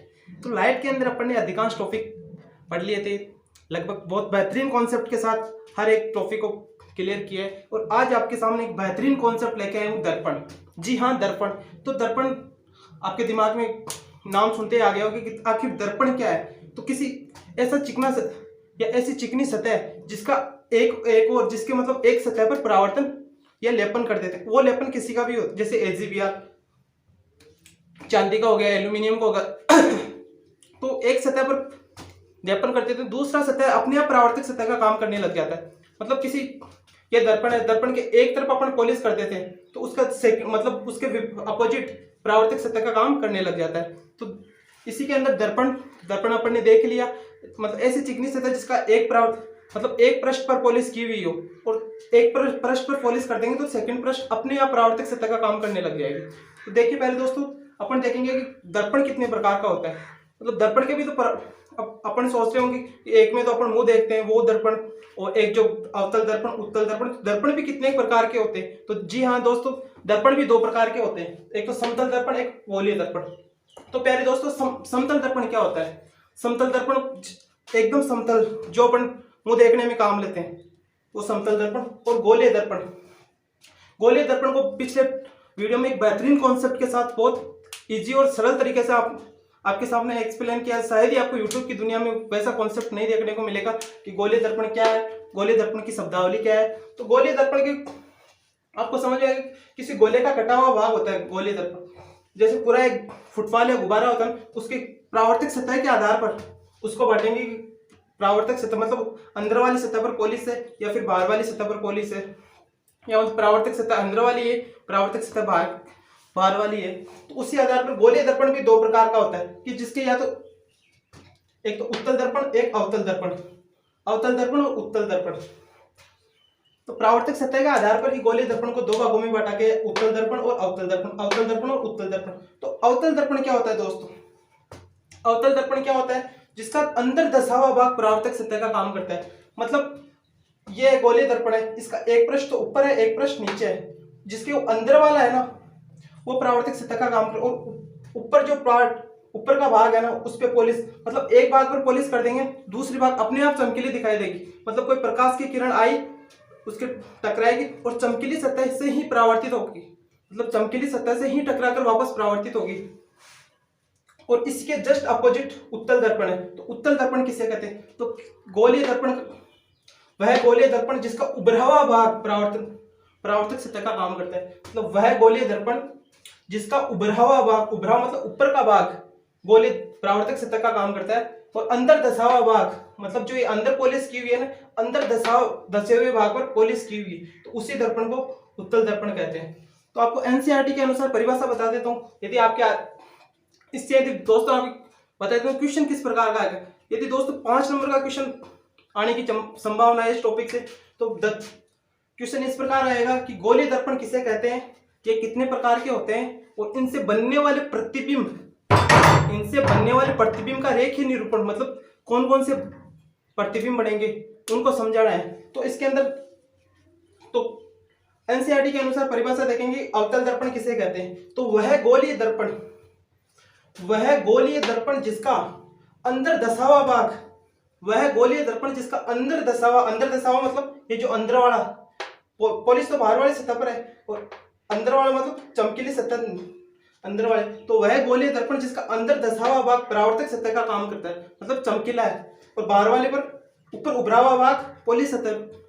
तो एक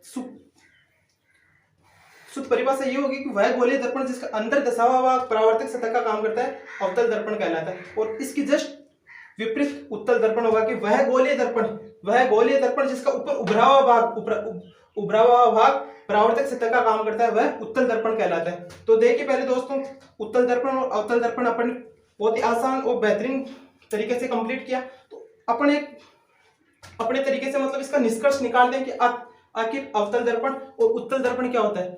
अवतल दर्पण और उत्तल दर्पण क्या होता है, तो अवतल दर्पण तो वो होता है जो अनंत से, मतलब किसी अनंत से कोई प्रकाश की किरण आती है और एक जगह लाकर सिकुड़ता है उसको, मतलब जो भी किरणें आ रही है उनको एक जगह, चाहे कहीं से भी आ रही हो, उसको एक जगह करने का काम अवतल दर्पण करता है। और उनको बिखेरने का काम, जैसे कोई किरणें आई, परावर्तक सतह से टकरा के वापस बिखर गई, मतलब अभिसारित हो गई, तो ये काम करता है उत्तल दर्पण। इसलिए इसी गुण के कारण उत्तल दर्पण को तो अभिसारी दर्पण कहते हैं और अवतल दर्पण को अपसारी दर्पण कहते हैं।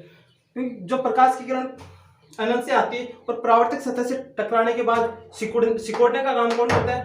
अवतल दर्पण। और उसको जब प्रकाश की किरण अनंत से आती है, मतलब कहीं से भी आओ, अनंत से आती है और परावर्तक सतह से टकराने के बाद उसको फैलाने का काम कौन करता है? उत्तल दर्पण। फैलाने का मतलब अभिसारित करना और एक जगह सिकोड़ने का मतलब अपसारी। इसलिए उत्तल दर्पण को अभिसारी दर्पण और अवतल दर्पण को अपसारी दर्पण कहते हैं। तो देखिए पहले दोस्तों, अब अपन आगे बढ़ेंगे उत्तल दर्पण और अवतल दर्पण। इससे पहले अपन गोलीय दर्पण से बनने वाले प्रतिबिंबों के कुछ नियम देखेंगे कि गोलीय दर्पण से बनने वाले प्रतिबिंबों के क्या क्या नियम है।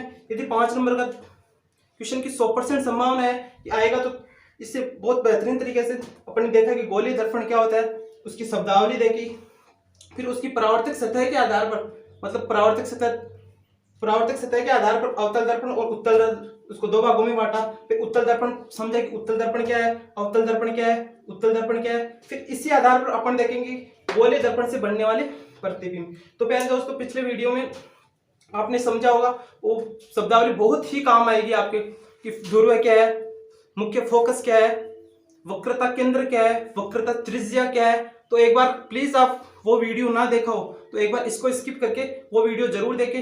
यदि वो वीडियो आपने पूरा देखा है तो ये एकदम इतना इजी तरीके से समझ में आ जाएगा कि कोई भी प्रतिबिंब कहीं भी मतलब एफ पे बनाओ, 2f पे बनाओ, अनंत पे बनाओ, कहीं भी प्रतिबिंब पूछेगा ना तो आप कहीं भी असमंजस में नहीं होगे और कभी भी कंफ्यूज नहीं होगे। तो दोस्तों, अपन देख रहे थे गोलीय दर्पणों से प्रतिबिंब के निर्माण की। आखिर गोलीय दर्पणों से प्रतिबिंब के निर्माण किस प्रकार होते हैं, तो अभी देखेंगे आप कि गोलीय दर्पणों से प्रतिबिंब के निर्माण के नियम कि कौन कौन से नियम आखिर काम आएंगे जिससे अपने को गोलीय दर्पण के प्रतिबिंब बनाने में आसानी होगी। तो देखिए पहले दोस्तों, इसमें प्रथम नियम है मुख्य अक्ष के समानांतर, मतलब जब कोई प्रकाश की किरण मुख्य अक्ष के समानांतर आती है। दूसरा नियम देखेंगे फोकसीय किरण, अर्थात जब कोई प्रकाश की किरण फोकस मतलब एफ से गुजरती है, जब कोई प्रकाश की किरण फोकस से गुजरती है। तीसरा नियम देखेंगे अभिलंबीय किरण। तीसरा नियम है अभिलंबीय किरण, मतलब जब कोई प्रकाश की किरण वक्रता केंद्र से गुजरे, जब कोई प्रकाश की वक्रता केंद्र मतलब सी से गुजरे। और चौथा नियम होता है जब कोई प्रकाश की किरण तिर्यक किरण।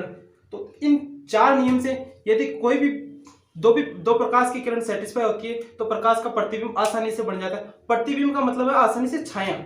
जैसे अपन छाया अपनी खुद की छाया देखते हैं ना, उसी प्रकार प्रतिबिंब मतलब कोई प्रकाश की किरण अनंत से आई, एफ से आई, 2f से आई, तो उसकी छाया कहाँ पर बढ़ेगी, तो वही अपन आगे देखेंगे। इन नियमों को एक एक करके अपन अध्ययन करेंगे कि मुख्य फोकस के समानांतर प्रकाश की किरण आती है तो उसका प्रतिबिंब कैसे बनता है, फोकस से जब प्रकाश की किरण फोकस से गुजरती है तो उसका प्रतिबिंब कैसे बनता है, और वक्रता केंद्र से गुजरती है तो उसका प्रतिबिंब कैसे बनता है। तो और चौथा नियम तिर्यक किरण वाला। तिर्यक किरण का मतलब क्या है वो अपन देखेंगे एक बेहतरीन कॉन्सेप्ट के साथ सबको क्लियर करेंगे। नियम के अंदर पहला नियम देखेंगे कि जब प्रकाश की किरण मुख्य अक्ष के समांतर, या जब कोई प्रकाश की किरण मुख्य अक्ष के समानांतर है। अब पिछला वीडियो यदि आपने देखा होगा तो ये दिमाग में आ गया कि आखिर मुख्य अक्ष क्या होता है। तो जब प्रकाश की किरण मुख्य अक्ष के समानांतर आती है तो देखिए इसके अंदर अपन उत्तल दर्पण और अवतल दर्पण दोनों को एक साथ लेके चलेंगे, जिससे कि आपको कंफ्यूज नहीं होगा कि उत्तल दर्पण में कैसा प्रतिबिंब बनेगा और अवतल दर्पण में कैसा प्रतिबिंब बनेगा। तो देखिए अपन देखते हैं, ये अवतल दर्पण है, ये उत्तल दर्पण है, ये अवतल दर्पण है, ये अवतल, ये उत्तल। तो उसके अंदर दोनों को कंबाइंड लेके चलेंगे, जिसमें कि आगे आपको अभी तो समझ में आ जाएगा और आगे दिक्कत नहीं आएगी। और मैं आपको मतलब कॉन्सेप्ट पे ज़्यादा फोकस करूंगा, क्योंकि थ्योरी तो आपके पास बहुत पड़ी, बहुत सारे नोट्स पढ़े हैं, बहुत सारी किताबें पढ़ी है और भी आपके स्कूल के अंदर, पर मेन कॉन्सेप्ट यदि आपका कॉन्सेप्ट क्लियर हो गया ना तो थ्योरी तो आप थोड़ी बहुत मन से भी बना के लिख के आ सकते हो। तो मेन कॉन्सेप्ट पे ध्यान दो आप कि कॉन्सेप्ट क्लियर होना चाहिए, कॉन्सेप्ट इज द पावर। यदि कॉन्सेप्ट क्लियर होगा ना तो थ्योरी तो आप एनसीईआरटी में से भी लिख के आ सकते हो, थ्योरी तो कहीं से बना सकते हो। तो अपन देखेंगे जब प्रकाश की किरण मुख्य अक्ष के समानांतर आती है तो वह अवतल दर्पण में देखते हैं पहले कि जब प्रकाश की किरण मुख्य अक्ष कौन सी है, ये मुख्य अक्ष, मुख्य अक्ष, ये मुख्य अक्ष होती क्या है, जब वक्रता केंद्र और ध्रुव, वक्रता केंद्र और ध्रुव को मिलाने वाली काल्पनिक रेखा, ये वास्तव में नहीं होती, पिछले वीडियो में बताया था मैंने। तो जब प्रकाश की किरण मुख्य अक्ष के समानांतर आती है, जब प्रकाश की किरण मुख्य अक्ष के समानांतर आती है तो परावर्तन के पश्चात, मतलब इससे परावर्तित हो गई सतह से, परावर्तन के पश्चात मुख्य फोकस पर स्थित फोकस बिंदु से गुजर जाती है, मुख्य फोकस पर स्थित एफ से गुजर जाती है। और ये अपन उत्तल दर्पण में देखेंगे कि उत्तल दर्पण में हमेशा आभास होता है, रियलिटी कभी नहीं बनती इसमें, क्योंकि जब प्रकाश की किरण मुख्य अक्ष के समानांतर आती है, तो जब देखिए पहले दोस्तों, इन दर्पणों के अंदर एक चीज का बहुत गहराई से ध्यान देना, यदि आपने चिन्ह नहीं दिए, ये तीर के निशान नहीं लगाए ना, तो चाहे पूरा क्वेश्चन करके आओ, एग्जामिनर 0 नंबर देगा उसमें। यदि आपने पूरा क्वेश्चन करके आए हो, 2 पेज पर क्या हो और एक तीर के एरो के निशान नहीं लगाए हो, तो उसमें 0 नंबर, और वहां आप तो रिचे का फॉर्म भी नहीं लगा सकते, क्योंकि यदि लगाओगे तो आपके नंबर नहीं बढ़ेंगे, क्या मतलब लगे। ये तीर के निशान बहुत इंपॉर्टेंट है कि प्रकाश की किरण किधर से आ रही है और किधर जा रही है, मतलब कौन सी दिशा से आ रही है और कौन सी दिशा में जा रही है। तो इसके अंदर मुख्य फोकस ये है, जब प्रकाश की किरण मुख्य फोकस के समानांतर आती है, प्रकाश की किरण मुख्य फोकस के समानांतर आती है और परावर्तन के पश्चात, उत्तल दर्पण का काम क्या है, फैलाना, किरणों को फैलाना। तो प्रकाश की किरण मुख्य अक्ष के समानांतर आती है और परावर्तन के पश्चात फैल जाती है, मतलब ऊपर चली जाती है, लेकिन फोकस से आती हुई प्रतीत होती है। फैल तो जाती है, लेकिन आभासी कल्पना करते हैं कि यहां से अपने को आती हुई प्रतीत होती है, और ये पॉइंट है एफ। और जहां पर प्रकाश की किरण मिलेगी वहीं पर प्रतिबिंब का निर्माण होगा, जिस बिंदु पर प्रकाश की किरण मिलेगी ना, उसी बिंदु पर प्रतिबिंब का निर्माण होगा। तो अपन आप देखेंगे, पहला नियम देख लिया कि मुख्य अक्ष के समानांतर जब प्रकाश की किरण आती है तो परावर्तन के पश्चात कहां से गुजरती है, मतलब परावर्तन सतह से टकराया, उसके बाद उसके पश्चात वह किरण कहां से गुजरी, मुख्य फोकस से गुजरती। अब ये दूसरा नियम देखेंगे। दूसरा नियम क्या कहता है, देखिए प्यारे दोस्तों, दूसरा नियम कहता है फोकस किरण, मतलब जब प्रकाश की किरण फोकस से गुजरे, फोकस मतलब एफ। तो देखिए प्यारे दोस्तों, दूसरा नियम अवतल दर्पण और उत्तल दर्पण दोनों को कंबाइंड पढ़ेंगे, अलग अलग नहीं पढ़ेंगे, क्योंकि अलग अलग पढ़ेंगे ना तो उसमें अपन कंफ्यूज होने के ज़्यादा चांस रहेंगे। तो देखिए प्यारे दोस्तों, आप अवतल दर्पण में पहले पढ़ेंगे, उत्तल दर्पण बाद में पढ़ेंगे। जब प्रकाश की किरण, जब फोकस से होकर गुजरने वाली प्रकाश की किरण परावर्तन के पश्चात मुख्य अक्ष के समानांतर चली जाती है। क्या कहता है नियम, फोकस से होकर गुजरने वाली आपतित किरण, यह फोकस एफ है, फोकस से होकर गुजरने वाली आपतित प्रकाश की किरण परावर्तन के पश्चात, मतलब यहाँ टकराने के पश्चात मुख्य अक्ष के समानांतर चली जाती है। तो यही अपन अवतल में देखेंगे कि नियम यही है कि फोकस से किरण, मतलब फोकस से जाती, जब प्रकाश की किरण फोकस से मतलब होकर गुजरती है, लेकिन परावर्तन के लेकिन इसमें गुजरती हुई प्रतीत होती है, और परावर्तन के पश्चात यह मुख्य अक्ष के समानांतर आ जाती है, यहाँ जाती नहीं, प्रतीति होती है इसमें। प्रतिबिंब निर्माण में तीसरा नियम क्या है, तो तीसरा नियम है जब प्रकाश की किरण अभिलंब की ओर आपतित होती है। तो अभिलंब क्या होता है, अभिलंब समतल दर्पण में तो अभिलंब होता है जब कोई प्रकाश की किरण पृष्ठ पर 90 डिग्री पर आपतित होती है, मतलब जब कोई पृष्ठ समतल है और 90 डिग्री पर आपतित होती है तो उसको अभिलंब कहते हैं। तो इसके अंदर देखिए गोले पृष्ठों में अभिलंब क्या होता है, तो गोल अभिलंब, जब प्रकाश की किरण वक्रता के अंदर से गुजरती है तो वह अभिलंब का काम करती है। प्रकाश की किरण जब वक्रता के अंदर से गुजरती है तो वह अभिलंब का काम करती है। तो प्रकाश की किरण, जब प्रकाश की किरण वक्रता के अंदर से गुजरती है तो दर्पण से परावर्तन के पश्चात पुनः उसी माध्यम में लौट जाती है। मतलब जब प्रकाश की किरण सी से गुजरी, वक्रता के अंदर से गुजरी, और इस दर्पण से परावर्तन के पश्चात मतलब यहाँ से टकराई और वापस जैसे आई ना वैसे ही वापस लौट गई। तो दोनों उत्तल और अवतल दर्पण में को एक साथ कंबाइंड में पढ़ेंगे कि उत्तल दर्पण में कैसे घटना घटित और अवतल दर्पण में कैसे घटना घटित होती है। तो सबसे पहले देखेंगे उत्तल दर्पण। उत्तल दर्पण में देखेंगे कि जब प्रकाश की किरण वक्रता के अंदर से आ रही है और यहाँ टकराने के पश्चात, परावर्तन होने के पश्चात वापस उसी माध्यम से वापस लौट जाती है। जब प्रकाश की किरण वक्रता के अंदर से आई और यहाँ टकराने के पश्चात वापस उसी माध्यम में लौट गई। और उत्तल दर्पण में देखेंगे जब प्रकाश की किरण वक्रता के अंदर से जाती है, लेकिन यहाँ परावर्तक पृष्ठ आ गई तो परावर्तक पृष्ठ से टकराने के बाद वापस उसी माध्यम में लौट जाती है, लेकिन यहाँ जाती हुई प्रतीत होती है, जाती नहीं है। तो अपन पढ़ रहे थे प्रकाश के गोले दर्पणों से प्रतिबिंब का निर्माण। तो इसके अंदर पहला नियम पढ़ लिया था, जब प्रकाश किरण मुख्य अक्ष के समानांतर आती है। दूसरा नियम था जब प्रकाश किरण फोकस से गुजरती, एफ से गुजरती। तीसरा था अभिलंब से गुजरती, अभिलंब मतलब वक्रता केंद्र से गुजरती। और चौथा एंड फाइनल नियम है जब प्रकाश की तिर्यक किरण, मतलब जब प्रकाश की किरण ध्रुव से गुजरती है, मतलब प्रकाश की किरण ध्रुव से गुजरती है, मतलब ध्रुव पर आपतित होती है, तो मुख्य अक्ष के सापेक्ष, ये मुख्य अक्ष के सापेक्ष जितना आपतन कोण बनाती, जितना ये आपतन कोण बनाती उसी के बराबर परावर्तन कोण पर परावर्तित हो जाती है। मतलब जब प्रकाश किरण ध्रुव पर आपतित होती है, प्रकाश की किरण ऐसे आई, ये ध्रुव पर जितनी आपतित हुई ना, उतना ही परावर्तन कोण बनाकर वो परावर्तित हो जाती है। तो देख, इसके अंदर अवतल और उत्तल दर्पण दोनों का अपन कंबाइंड में देख रहे हैं। इसमें अवतल दर्पण में देख, प्रकाश की किरण आप मेन ध्रुव पे आई, ध्रुव पे जितना कोण आपतन कोण बनाए ना, उतना ही परावर्तन के पश्चात परावर्तित हो गई। और ऐसा ही उत्तल दर्पण है।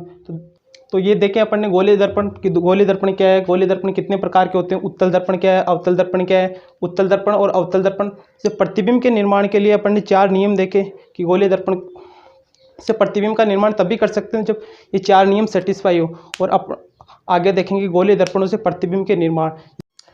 नमस्कार प्यारे दोस्तों, मैं एस राठौड़ स्वागत करता हूं आपका अपने YouTube channel Solanki study point पर।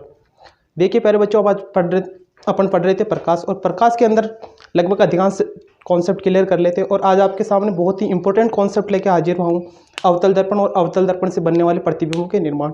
तो प्रतिबिंबों के निर्माण के लिए कुछ छोटी छोटी बातें जो पिछले वीडियो में बताए थे, कुछ नियम थे और कुछ महत्वपूर्ण शब्दावली थी कि अवतल दर्पण में फोकस किसे कहते हैं, वक्रता केंद्र किसे कहते हैं, ध्रुव किसे कहते हैं, और मुख्य अक्ष किसे कहते हैं, जो आपको लगभग क्लियर होगी। यदि वो आपने नहीं देखी तो एक बार इस वीडियो को स्किप करके वो जरूर देखें, क्योंकि उसके बगैर ये समझ में नहीं आएगा आपको। तो आज देख रहे हैं अपन अवतल दर्पण। तो एक बार अवतल दर्पण की नॉर्मल डेफिनेशन देख लेते हैं कि अवतल दर्पण आखिर किसे कहते किसे हैं। तो देखिए प्यारे बच्चों, अवतल दर्पण तो वह गोले दर्पण जिसका अंदर धंसा हुआ भाग परावर्तक सतह का काम करे, वह अवतल दर्पण कहलाता है। अंदर धंसा मतलब ये गोले अवतल दर्पण है, इसके ऊपर वाली सतह पर पॉलिश की हुई है, और जो अंदर की चमकीली सतह है ना, ये परावर्तक तल का काम करती है। कोई प्रकाश की किरण अनंत से आएगी और इस चमकीली सतह से टकराकर फोकस से जाएगी, मतलब जो चमकीली सतह है ना, उसी से टकराएगी वो। तो अवतल दर्पण के अंदर जो प्रकाश की किरण अनंत से आती है ना, वो अवतल दर्पण उसको सिकोड़ने का काम करता है। कोई भी प्रकाश की किरण आई उसको एक जगह सिकोड़ने का काम करता है। तो इसके अंदर पॉलिश सतह तो होती है ऊपर वाली, और चमकीली सतह अंदर वाली। तो ये हो गया अवतल दर्पण। और अवतल दर्पण से बनने वाले प्रतिबिंब समझने के लिए छोटी छोटी शब्दावली है, जैसे ध्रुव किसे कहते हैं, फोकस किसे कहते हैं, वक्रता केंद्र किसे कहते हैं, और मुख्य अक्ष किसे कहते हैं। तो ये समझना बहुत ही आवश्यक है। यदि ये समझ में नहीं आया ना, तो प्रतिबिंब का निर्माण समझ में नहीं आएगा। और दूसरा, मैंने पिछली क्लास के अंदर गोले दर्पण से बनने वाले प्रतिबिंबों के नियम और अवधारणा बताया था आपको। यदि वो कॉन्सेप्ट क्लियर है तो ये आगे का समझ में आएगा एक बार। तो अपन अब देखेंगे कि अवतल दर्पण से बनने वाले प्रतिबिंबों का निर्माण। पहले बच्चों, अवतल दर्पण से बनने वाले प्रतिबिंबों के निर्माण के लिए मुख्य 6 स्थिति है, मतलब 6 ऐसी जगह हैं जहां अपन वस्तु को रखेंगे तो उसका प्रतिबिंब कहाँ बनेगा, ये अपन देखेंगे। तो इसमें पहला केस है जब वस्तु अनंत पर हो, जब कोई वस्तु अनंत पर रखी हुई हो तो उसका प्रतिबिंब कहाँ बनेगा। फर्स्ट केस ये है। सेकंड केस है जब वस्तु अनंत और वक्रता केंद्र के बीच हो, जब वस्तु अनंत और वक्रता केंद्र सी के बीच में हो। तीसरा केस है जब वस्तु वक्रता केंद्र अर्थात सी पर हो, जब वस्तु वक्रता केंद्र पर स्थित हो तो उसका प्रतिबिंब कहाँ बनेगा, तीसरा केस ही। जब चौथा केस है जब वस्तु वक्रता केंद्र मतलब सी और फोकस एफ दोनों के बीच के अंदर रखी हुई हो, मतलब यदि वस्तु वक्रता केंद्र सी और फोकस के दोनों के बीच के अंदर हो तो उसका प्रतिबिंब कहाँ बनेगा। और पांचवा केस है जब वस्तु फोकस पर हो, जब वस्तु फोकस पर रखी हो तो उसका प्रतिबिंब कहाँ बनेगा। और छठवां केस, वो छठवीं स्थिति है जब वस्तु फोकस एफ और ध्रुव के बीच में हो, दोनों के बीच में हो, तो वस्तु का प्रतिबिंब कहाँ बनेगा। अब 1 बाय 1 करके step by step upon 6 case देखेंगे। जब वस्तु अनंत पर रखी हो तो उसका प्रतिबिंब कहाँ बनेगा और कैसे बनेगा। और अनंत और वक्रता केंद्र के बीच हो तो वक्रता केंद्र पर स्थित हो, उसका प्रतिबिंब कैसे बनेगा। प्रतिबिंब के केस कहाँ होंगे, मतलब प्रतिबिंब कैसा बनेगा। तो सबसे पहला प्रतिबिंब की स्थिति है, इसके अंदर अपन 4 चीज़ चेक करेंगे। प्रतिबिंब बन गया, प्रतिबिंब में चार चीज़ देखेंगे। पहला कि प्रतिबिंब कहाँ बना, मतलब प्रतिबिंब बन तो गया पर कहाँ बना। एक तो फोकस पे बना है, एफ और 2F के बीच में बना है, ध्रुव के पास बना है, या फिर अनंत मतलब परे बना है। दूसरा देखेंगे आकार कि वस्तु से प्रतिबिंब बड़ा है, छोटा है, या फिर वस्तु के बराबर है। तीसरे देखेंगे कि वस्तु आभासी है या फिर काल्पनिक है, मतलब एक तो आभासी बन रहा है या फिर काल्पनिक बन रहा है। और चौथी स्थिति ये कि वस्तु का प्रतिबिंब सीधा बन रहा है या फिर उल्टा बन रहा है, वस्तु का प्रतिबिंब सीधा बन रहा है या फिर उल्टा। तो इसमें अपन देखेंगे पहली स्थिति क्या है। 6 स्थिति देखे थे अपन ने। तो पहली स्थिति है जब वस्तु अनंत पर रखी हुई हो। कोई वस्तु अनंत पर रखी हुई है तो अपने को दिखाई नहीं देगी, बल्कि उसकी समानांतर किरणें आती हुई दिखाई देगी। तो उसमें पहला केस है कि जब वस्तु अनंत पर रखी हो। तो जब वस्तु अनंत पर रखी हो ना, तो इसमें प्रकाश की किरण मुख्य अक्ष के समानांतर आती है। प्रकाश की किरण मुख्य अक्ष के समानांतर आती है और दर्पण से परावर्तित होकर दर्पण से टकराकर वो फोकस से गुजर जाती है। देखिए प्यारे बच्चों, जब प्रकाश की किरण अनंत से आई और ये दर्पण है, इस दर्पण से यहाँ परावर्तक सतह से टकरा के फिर फोकस से गुजर गई। ऐसे नीचे से प्रकाश की किरण आई और दर्पण से टकराई और फोकस से गुजर गई। तो जहाँ दोनों किरणें मिलती है या फिर मिलती हुई प्रतीत होती है, यदि मिलेगी तो वास्तविक प्रतिबिंब बनेगा, और मिलती हुई प्रतीत होती तो काल्पनिक प्रतिबिंब बनेगा। यहाँ वास्तविक प्रतिबिंब बन रहा है क्योंकि अपने को दिख रही है मिलती हुई फोकस पर, जहाँ मिलेगी ना वहीं प्रतिबिंब का निर्माण होगा। तो प्रतिबिंब तो बन गया, पर अपन केस चेक करेंगे कि प्रतिबिंब कैसे बन रहा है। तो पहला केस क्या है, प्रतिबिंब कहाँ बन रहा है। तो दोनों किरणें कहाँ मिल रही है, फोकस पर, तो प्रतिबिंब फोकस पर बन रहा है। अब आकार देखेंगे कि वस्तु के प्रतिबिंब का आकार कैसा है। तो आकार है बहुत छोटा, मतलब कोई वस्तु अनंत पर है तो अपने को दिखाई नहीं दे रही कि वो वस्तु कैसी है, तो उसका आकार बहुत छोटा है। अब देखेंगे वास्तविक है काल्पनिक, तो वस्तु की तरफ प्रतिबिंब का निर्माण हो रहा है तो वह वास्तविक है। और अब उल्टा है कि सीधा, व उल्टा। तो चार स्थिति हर प्रतिबिंब की अपने को जांच करनी है और चारों स्थिति लिख के आनी है। क्यों, और आपके दिमाग में क्वेश्चन आ रहा होगा सर इसका क्वेश्चन कैसे आएगा। और क्वेश्चन भी 100% मतलब लगभग पिछले जितने भी बोर्ड पे एग्जाम है उनका एनालिसिस करोगे आप, तो लगभग हर एग्जाम में आपको ये क्वेश्चन मिलेगा कि अवतल दर्पण किसे कहते हैं और अवतल दर्पण से बनने वाले प्रतिबिंबों के निर्माण का रेखा चित्र सहित समझाइए। 5 नंबर का क्वेश्चन होता है, और 5 नंबर मतलब 1%। तो प्यारे बच्चों, ये बहुत बेहतरीन कॉन्सेप्ट है और इतनी आसान तरीके से समझा रहा हूँ। और अब दूसरी स्थिति देखेंगे अपन। तो बच्चों, अपन ने पहला केस देख लिया था कि जब वस्तु अनंत पर हो तो उसका प्रतिबिंब कहाँ बनेगा, ये देख लिया। अब सेकंड केस है जब वस्तु अनंत और वक्रता केंद्र सी, जब वस्तु अनंत और वक्रता केंद्र सी के बीच में हो तो उसका प्रतिबिंब कहाँ बनेगा। तो चलो देखते हैं अपन। दूसरा केस या दूसरी स्थिति, जब वस्तु अनंत मतलब जो अपने को दिखाई ना दे, मतलब अनंत कितनी भी कल्पना के अनुसार अनंत मान सकते हैं, जो अपने को दिखाई ना दे। जब वस्तु अनंत और वक्रता केंद्र अर्थात सी के मध्य हो, तो यह अवतल दर्पण है वक्रता केंद्र सी और अनंत, या फिर इसको ऐसे भी बोल सकते हैं वक्रता केंद्र से परे अर्थात सी से परे, एक ही मतलब है दोनों का। जब तो इसके अंदर वस्तु यहाँ सी से परे रखी हुई है, तो दो प्रकाश की किरण डालते हैं। तो पहली प्रकाश की किरण जब मुख्य अक्ष के समानांतर आती है, तो दर्पण से टकराने के बाद फोकस से चली जाती है। पहली प्रकाश की किरण जब मुख्य अक्ष के समानांतर आई और यहाँ टकराने के बाद फोकस से लौट गई। अब दूसरी प्रकाश की किरण फोकस से आई और यहाँ टकराने के बाद दर्पण से टकराने के बाद मुख्य अक्ष के समानांतर गुजर गई। और जब दोनों प्रकाश की किरण मिली वहीं प्रतिबिंब का निर्माण हो गया। और प्रतिबिंब के निर्माण के लिए जो शर्तें हैं वो अपन देखेंगे कौन कौन सी शर्तें सेटिस्फाई है। अब देखेंगे प्रतिबिंब कहाँ बना। दोनों प्रकाश की किरण मिल तो गई और प्रतिबिंब भी बन गया। अब तो अपन ये देखेंगे प्रतिबिंब बना तो कहाँ बना। प्रतिबिंब बना वक्रता केंद्र सी और फोकस। अब आपको समझ में आ गया होगा थोड़ा बहुत प्रतिबिंब कहाँ बना। मतलब फर्स्ट केस में तो आपको थोड़ा बहुत कम समझ में आया, अब सेकंड केस में तो समझ में आ गया होगा कि आखिर प्रतिबिंब कैसे बनता है, उल्टा है, सीधा है, वास्तविक, आभासी है। तो सेकंड केस के अंदर आप देखो कि प्रतिबिंब कहाँ है। प्रतिबिंब है सी और एफ। सी मतलब वक्रता केंद्र, एफ मतलब फोकस, इन दोनों के बीच के अंदर है। ये वस्तु है, ये वस्तु का प्रतिबिंब है, ये वस्तु और ये वस्तु का प्रतिबिंब। तो प्रतिबिंब कहाँ बन रहा है, वक्रता केंद्र और एफ के बीच में। तो पहली स्थिति में लिख देंगे प्रतिबिंब कहाँ बन रहा है, वक्रता केंद्र और फोकस के बीच में। अब दूसरा कि वस्तु का आकार कितना है। वस्तु देखो, एक बार कल्पना करो कि वस्तु इतनी बड़ी है और उसका प्रतिबिंब कितना बन रहा है, इससे छोटा बन रहा है, तो इसका आकार वस्तु से छोटा। और आपको दोनों किरणें मिलती हुई दिखाई दे रही है, दोनों किरणें मिलती हुई दिखाई दे रही है, तो वास्तविक होगा काल्पनिक? वास्तविक होगा, क्योंकि अपनी आंखों के सामने मिल रही है, मिलती हुई प्रतीत तो नहीं हो रही ना, प्रतिबिंब। और उल्टा बन रहा है सीधा, ये प्रतिबिंब उल्टा है और ये वस्तु, तो चौथी कंडीशन होगी कि वस्तु का प्रतिबिंब उल्टा बन रहा है। अब देखेंगे अपन वस्तु की तीसरी कंडीशन, कि जब वस्तु को वक्रता केंद्र अर्थात सी पर रखा जाए, जब वक्रता केंद्र को सी पर रखा जाए तो उसका प्रतिबिंब कहाँ बनेगा। तो आइए देखते हैं अपन प्रतिबिंब की तीसरी कंडीशन।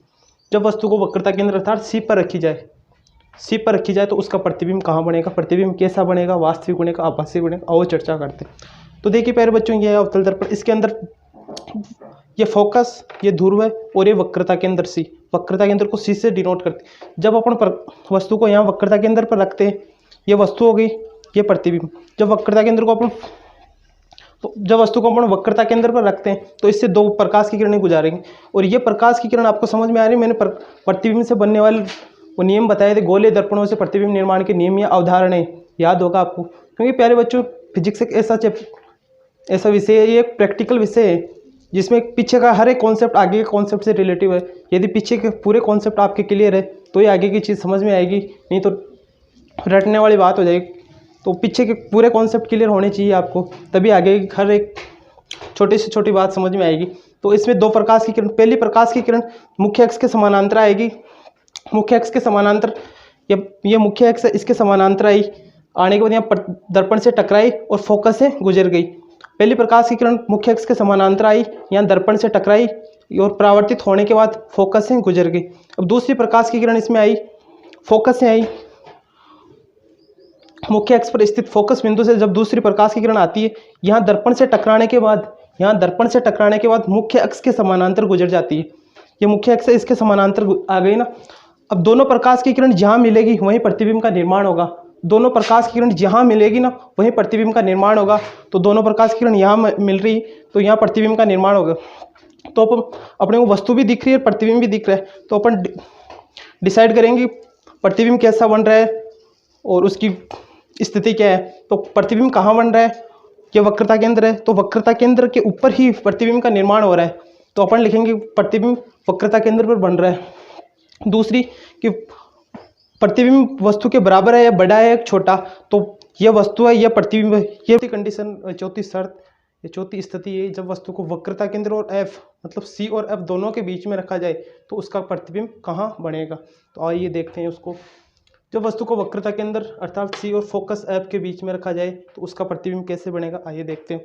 तो देखिए प्यारे दोस्तों, ये फोकस, ये वक्रता केंद्र, वक्रता केंद्र को सी से डिनोट करेंगे और फोकस को एफ से डिनोट करेंगे।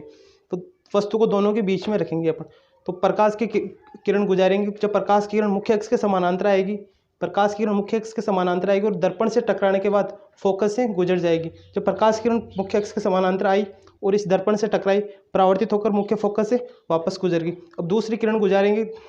जब प्रकाश की किरण फोकस से गुजरती है अर्थात मुख्य अक्ष पर स्थित फोकस बिंदु से गुजरती है, तो दर्पण से टकराने के बाद मुख्य अक्ष के समानांतर वापस गुजर जाती है और दोनों प्रकाश की किरण जहाँ मिलेगी वहीं प्रतिबिंब का निर्माण होगा। तो काम मिल रही है सी से परे अर्थात अनंत और वक्रता केंद्र के बीच के अंदर दोनों प्रकाश की किरण मिल रही है और वहीं प्रतिबिंब का निर्माण होगा। तो हम प्रतिबिंब की कंडीशन देखेंगे, प्रतिबिंब कहाँ बन रहा है।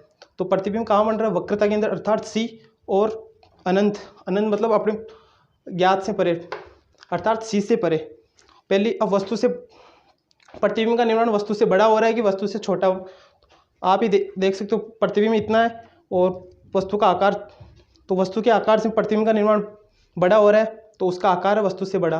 तीसरा वास्तविक है, आभासी, किरणें मिलती हुई प्रतीत हो रही है तो वास्तविक है। क्योंकि प्रतिबिंब को अपन फोकस पर रखे अर्थात एफ पे रखे, फोकस अर्थात एफ पर रखे तो उसका प्रतिबिंब कहाँ बनता है ये अपन देखेंगे। देखिए प्यारे बच्चों, यह है अवतल दर्पण, इसके अंदर फोकस एफ, जब वस्तु को फोकस पर रखते हैं तो उसका प्रतिबिंब कहाँ बनेगा ये देखते हैं अपन। तो इसमें पहली प्रकाश की किरण मुख्य अक्ष के समानांतर जाती है और प्रकाश की किरण मुख्य अक्ष के समानांतर गई और यहाँ पर दर्पण से टकराने के बाद फोकस से गुजर गई। प्रकाश की किरण मुख्य अक्ष के समानांतर गई, मुख्य अक्ष ये इसके समानांतर गई और ये दर्पण से टकरा कर परावर्तित होकर या फोकस से गुजर गई, अब दूसरी किरण के लिए मैंने लास्ट क्लास के अंदर तिर्यक किरण वाला नियम बताया होगा, गोलीय दर्पण से प्रतिबिंब निर्माण का तिर्यक 4 नियम बताए थे। उसमें लास्ट वाला नियम है ना, वो यहाँ काम आएगा। अब यदि आपके लास्ट कॉन्सेप्ट क्लियर है तो इसमें कोई दिक्कत नहीं आएगी। वो है तिर्यक किरण। तो दूसरी किरण, जब किरण ध्रुव पर आपतित होती है, जब प्रकाश किरण ध्रुव पर आपतित होती है तो मुख्य अक्ष के सापेक्ष, मुख्य अक्ष कौन सा है, ये मुख्य अक्ष के सापेक्ष जितना आपतन कोण होता है, मुख्य अक्ष के सापेक्ष जितना आपतन कोण होता है उसी के बराबर प्रावर्तन कोण बनाती हुई परावर्तित हो जाती है। जितना आपतन कोण बनाएगी ना उतना ही परावर्तन कोण बना के परावर्तित हो जाती है, और ये अनंत पे जाके मिलती है। कहीं आप दोनों सीधी जा रही, ये भी सीधी जा रही है, ये भी एक अनंत अपन कुछ नहीं बोल सकते कि अनंत कितनी, तो अनंत पे जाके मिलेगी। तो इसके अंदर अब वस्तु का प्रतिबिंब बनेगा कि वस्तु तो पता है अपने को ऐप पे रखी हुई है, तो प्रतिबिंब का थोड़ी पता है कि प्रतिबिंब कितना बड़ा बन रहा है। तो प्रतिबिंब इतना ही बोल सकते हैं, प्रतिबिंब वस्तु से बड़ा बन रहा है। तो प्रतिबिंब की कंडीशन देखेंगे, प्रतिबिंब अनंत पर बन रहा है और वस्तु से बड़ा बन रहा है। वास्तविक है, उल्टा है। तो प्यारे दोस्तों, अपन ने अवतल दर्पण देखे, अवतल दर्पण अच्छी तरह से पढ़ा, और अवतल दर्पण से बनने वाले प्रतिबिंब पढ़े कि अवतल दर्पण से कौन कौन सी कंडीशन पर कैसे कैसे दर्पण के प्रतिबिंब बनते हैं। पहला पढ़ा, जब वस्तु अनंत पर हो तो उसका प्रतिबिंब। दूसरा, जब वस्तु अनंत और वक्रता के अंदर, अनंत और सी के बीच में हो तो उसका प्रतिबिंब कहाँ बनेगा। तीसरा, जब वस्तु वक्रता के अंदर अर्थात सी पर हो तो उसका प्रतिबिंब कहाँ बनेगा। चौथा, जब वक्रता के अंदर और एफ, मतलब वक्रता के अंदर एफ और सी के बीच में हो, वक्रता के अंदर और फोकस के मध्य हो तो उसका प्रतिबिंब कहाँ बनेगा। और लास्ट देखा था अपन ने, जब वस्तु फोकस पर रखी हुई हो एफ पर तो उसका प्रतिबिंब कहाँ बनेगा। तो प्यारे दोस्तों, अपन अगले वीडियो में देखेंगे उत्तल दर्पण किसे कहते हैं और उत्तल दर्पण से बनने वाले प्रतिबिंबों का निर्माण। तो प्यारे दोस्तों, यदि हमारा वीडियो अच्छा लगा तो लाइक और दोस्तों के साथ शेयर, और यदि कोई भी क्वेश्चन हो तो कमेंट के माध्यम से ज़रूर बताइए। धन्यवाद। नमस्कार प्यारे दोस्तों, मैं एस राठौड़, स्वागत है आपका अपने YouTube channel Solanki study point. तो प्यारे बच्चों, अपन पढ़ रहे थे प्रकाश। तो प्रकाश के अंदर एक बहुत ही इंपॉर्टेंट कॉन्सेप्ट लेके आपके सामने फिर हाजिर हुआ हूँ, उत्तल दर्पण। आज का कॉन्सेप्ट है कि उत्तल दर्पण किसे कहते हैं और उत्तल दर्पण से बनने वाले प्रतिबिंब, कि उत्तल दर्पण से प्रतिबिंब का निर्माण कैसे कैसे होता है, उसमें क्या क्या स्थितियाँ होती है, कि वस्तु को कहाँ रखेंगे तो उसका प्रतिबिंब कहाँ बनेगा, ये आज अपन देखेंगे। तो प्यारे बच्चों, फिजिक्स या भौतिक एक प्रैक्टिकल सब्जेक्ट है। इसके अंदर हर एक आगे का कॉन्सेप्ट पीछे के कॉन्सेप्ट से रिलेटिव है। यदि पीछे के कॉन्सेप्ट क्लियर होगा ना आपने, तो ही आगे का कॉन्सेप्ट क्लियर होगा। तो इसलिए आपको थोड़ा सा ओवरव्यू। तो अपन ने गोलीय दर्पण देखे थे। गोलीय दर्पण 2 प्रकार के होते हैं, एक तो अवतल दर्पण, दूसरा उत्तल दर्पण। पहला अवतल दर्पण, दूसरा उत्तल दर्पण। तो अवतल दर्पण हमने पिछले वाली क्लास में डिस्कस कर लिया था कि अवतल दर्पण किसे कहते हैं, अवतल दर्पण से प्रतिबिंबों का निर्माण किस प्रकार होता है। तो वो अपने 1 बाय 1 करके उसकी 6 स्थितियाँ बन रही थी, पूरी स्थितियाँ देख ली। और आज अपन देखेंगे उत्तल दर्पण और उत्तल दर्पण से बनने वाले प्रतिबिंब, कि आखिर उत्तल दर्पण से प्रतिबिंबों का निर्माण कैसे होता है। तो आइए दोस्तों देखते हैं उत्तल दर्पण किसे कहते हैं और इसके प्रतिबिंब का निर्माण। तो देखिए दोस्तों, उत्तल दर्पण किसे कहते हैं, तो वह गोलीय दर्पण, उत्तल दर्पण की परिभाषा है कि वह गोलीय दर्पण जिसका ऊपर उभरा हुआ भाग, देखिए ये उत्तल दर्पण है, इसके अंदर उभरा हुआ भाग कौन सा है, ये, और अंदर धसा हुआ भाग ये। तो वह गोलीय दर्पण जिसका ऊपर उभरा हुआ भाग परावर्तक सतह अर्थात चमकीली सतह का काम करता है। तो एनसीईआरटी के अनुसार परिभाषा, एकदम सटीक परिभाषा देखेंगे कि वह गोलीय दर्पण जिसका ऊपर उभरा हुआ भाग परावर्तक सतह का काम करता है, उत्तल दर्पण कहलाता है। आए समझ में कि वह गोलीय दर्पण जिसका ऊपर उभरा हुआ भाग, ये ऊपर वाला है ना चमकीली सतह, पॉलिश तो अंदर वाली, इसके अंदर ये गोलीय दर्पण है, इस गोलीय दर्पण के अंदर पॉलिश तो अंदर वाली सतह पर की हुई है। ये पॉलिश AGBR की भी हो सकती है और केवल चांदी की भी हो सकती है। तो इसके अंदर परावर्तक सतह तो ये ऊपर वाली और पॉलिश सतह नीचे वाली। तो कोई भी प्रकाश की किरण आएगी वो परावर्तक सतह से टकराकर चली जाती है। तो प्यारे दोस्तों, उत्तल दर्पण का आपने अपसारी दर्पण भी नाम सुना होगा, अपसारी दर्पण। तो आपके दिमाग में आता होगा कि यार अपसारी किसे कहते हैं और अभिसारी किसे कहते हैं। तो अपसारी दर्पण क्यों कहते हैं उत्तल दर्पण को, ये देखते आएंगे। तो अपसारी दर्पण ये क्यों कहते हैं, क्योंकि इसके अंदर एक उत्तल दर्पण का एक गुण होता है कि ये अनंत से या कहीं से भी आने वाली प्रकाश की किरणों को फैलाता है। यदि कोई भी प्रकाश की किरण आई तो दर्पण से टकराए और टकराने के बाद उस प्रकाश की किरण को फैला देता है, इसलिए इसको अपसारी दर्पण कहते हैं।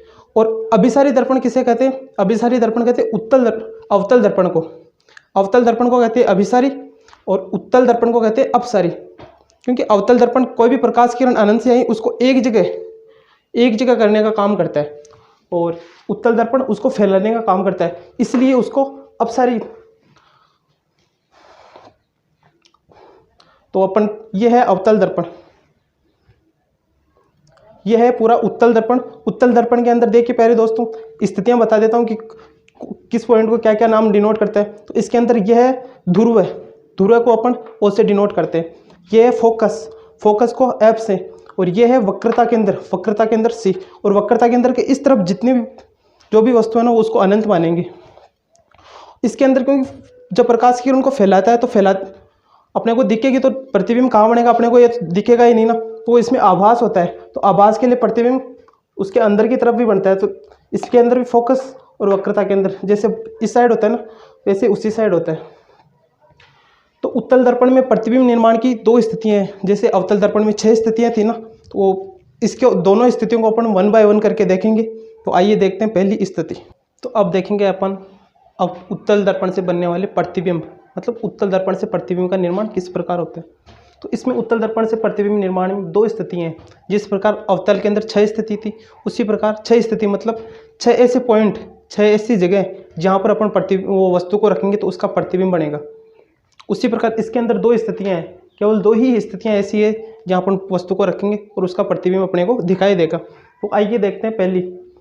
जब वस्तु या बिंब, चाहे वस्तु बोल दो या फिर बिंब बोल दो, जब वस्तु या बिंब को अनंत पर रखो, अनंत पर मतलब वक्रता के अंदर से परे जहाँ अपन देख नहीं सकते। दूसरा है जब वस्तु अनंत और ध्रुव के बीच में हो, जब वस्तु अनंत और ध्रुव के बीच में किसी भी बिंदु पर रख दो, जहाँ आपका दिल करे वहाँ रख दो चाहिए। तो दूसरा पॉइंट ये है। तो अपन अब देखेंगे प्रतिबिंब निर्माण। तो प्रतिबिंब निर्माण से पहले अपन प्रतिबिंब की लोकेशन देख लेंगे। लोकेशन के अंदर कौन कौन से पॉइंट होने चाहिए वो देखते हैं कि कौन कौन से पॉइंट अपने को नोट करना है। तो पहली लोकेशन देखेंगे कि उसकी प्रतिबिंब कहाँ बन रहा है, प्रतिबिंब कहाँ बन रहा है उसकी वो जगह देखेंगे। फिर प्रतिबिंब का आकार, कि प्रतिबिंब का आकार वस्तु से छोटा है कि बड़ा है या फिर वस्तु के बराबर है। तीसरी, वस्तु आभासी है या फिर काल्पनिक है, कि या तो वस्तु अपने को दिखाई दे रही है तो वह वास्तविक होगी, यदि आभास कर रहे हैं कोई चीज़ का आभास कल्पना कर रहे हैं तो वह काल्पनिक हो जाएगी। तीसरा कि वस्तु सीधा है या फिर उल्टी, वस्तु सीधी है या फिर उल्टी। ये 4 स्थिति देखेंगे उसकी लोकेशन में। तो अब देखेंगे इसके अंदर प्रतिबिंब निर्माण में पहली कंडीशन कि जब वस्तु या बिंब अनंत पर हो तो उसका प्रतिबिंब कहाँ बनेगा। इसमें पहली स्थिति देखेंगे कि जब वस्तु अनंत पर, जब वस्तु या बिंब अनंत पर हो तो उसका प्रतिबिंब कहाँ बनेगा। तो ये उत्तल दर्पण है अपने पास। तो इसके अंदर पहली किरण, जब प्रकाश की किरण मुख्य अक्ष के समानांतर आती है तो इसका एक गुण बताया था आपको कि ये अनंत से आने वाली प्रकाश की किरण को फैलाने का काम करता है। उत्तल दर्पण प्रकाश की किरणों को फैलाता है। तो ये मुख्य अक्ष के समानांतर दोनों किरणें आई, लेकिन यहाँ टकराने के बाद दोनों किरणों को फैला दिया, लेकिन अपने को प्रतिबिंब बढ़ाने के लिए मिलती हुई प्रतीत होगी दोनों। इनको जैसे जैसे आगे बढ़ाएंगे ना तो फोकस पर मिलती हुई प्रतीत होगी। तो अपन प्रतिबिंब का निर्माण देखेंगे। तो प्रतिबिंब निर्माण की लोकेशन देखेंगे, प्रतिबिंब का निर्माण कहाँ और कैसा हो रहा है। प्रतिबिंब निर्माण की लोकेशन पहले थी कि प्रतिबिंब का निर्माण कहाँ हो रहा है, दूसरा था कि आकार क्या है, तीसरी थी कि वास्तविक है कि आभासी, और चौथी स्थिति की प्रतिबिंब सीधा बन रहा है कि उल्टा। तो अपन पहली कंडीशन के अंदर देखेंगे प्रतिबिंब कहाँ बन रहा है, तो दर्पण के पीछे बन रहा है। दर्पण के पीछे कहाँ प्रतीत हो रही है, मिलती हुई फोकस पर। तो पहली स्थिति है कि दर्पण के पीछे फोकस पर प्रतिबिंब का निर्माण हो रहा है। तो यदि अनंत से आ रही है ना तो अपने को वस्तु दिखाई दे रही है कि कितनी बड़ी है, तो उसका प्रतिबिंब भी एकदम बिंदुवत, जैसे डॉट होता है ना उतना सा बनेगा। तो आकार है बिंदुवत। अब कैसा बन रहा है, आभास हो रहा है अपने को, वास्तविक में थोड़ी मिल रही है, तो आभासी। और सीधा है कि उल्टा, आभासी है तो प्रतिबिंब का निर्माण सीधा होगा। अपन ने पहली स्थिति देख ली थी कि वस्तु जब अनंत पर हो तो उसका प्रतिबिंब कहाँ बनेगा। अब उसी से रिलेटेड दूसरी स्थिति है कि जब वस्तु अनंत और ध्रुव है, अनंत और ध्रुव किसे कहते हैं, ये परावर्तक या जहाँ मुख्य अक्ष काट रही है ना इस बिंदु को ध्रुव बोलते हैं। जब प्रतिबिंब अनंत और ध्रुव के बीच में कहीं भी आपकी जहाँ दिल करे ना वहाँ रख दो दोनों के बीच में रखा हुआ, तो उसका प्रतिबिंब कहाँ बनेगा। तो आइए दोस्तों देखते हैं अपन। सेकंड स्थिति है जब वस्तु अनंत अनंत और ध्रुव ध्रुव ये पॉइंट है, अनंत और ध्रुव के बीच में कहीं किसी भी बिंदु पर हो तो उसका प्रतिबिंब कहाँ बनेगा।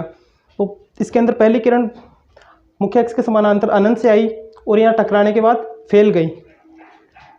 पहली किरण जब प्रकाश की मुख्य अक्ष के समानांतर आती है और यहाँ दर्पण से टकराकर परावर्तित होकर फैल जाती है वो।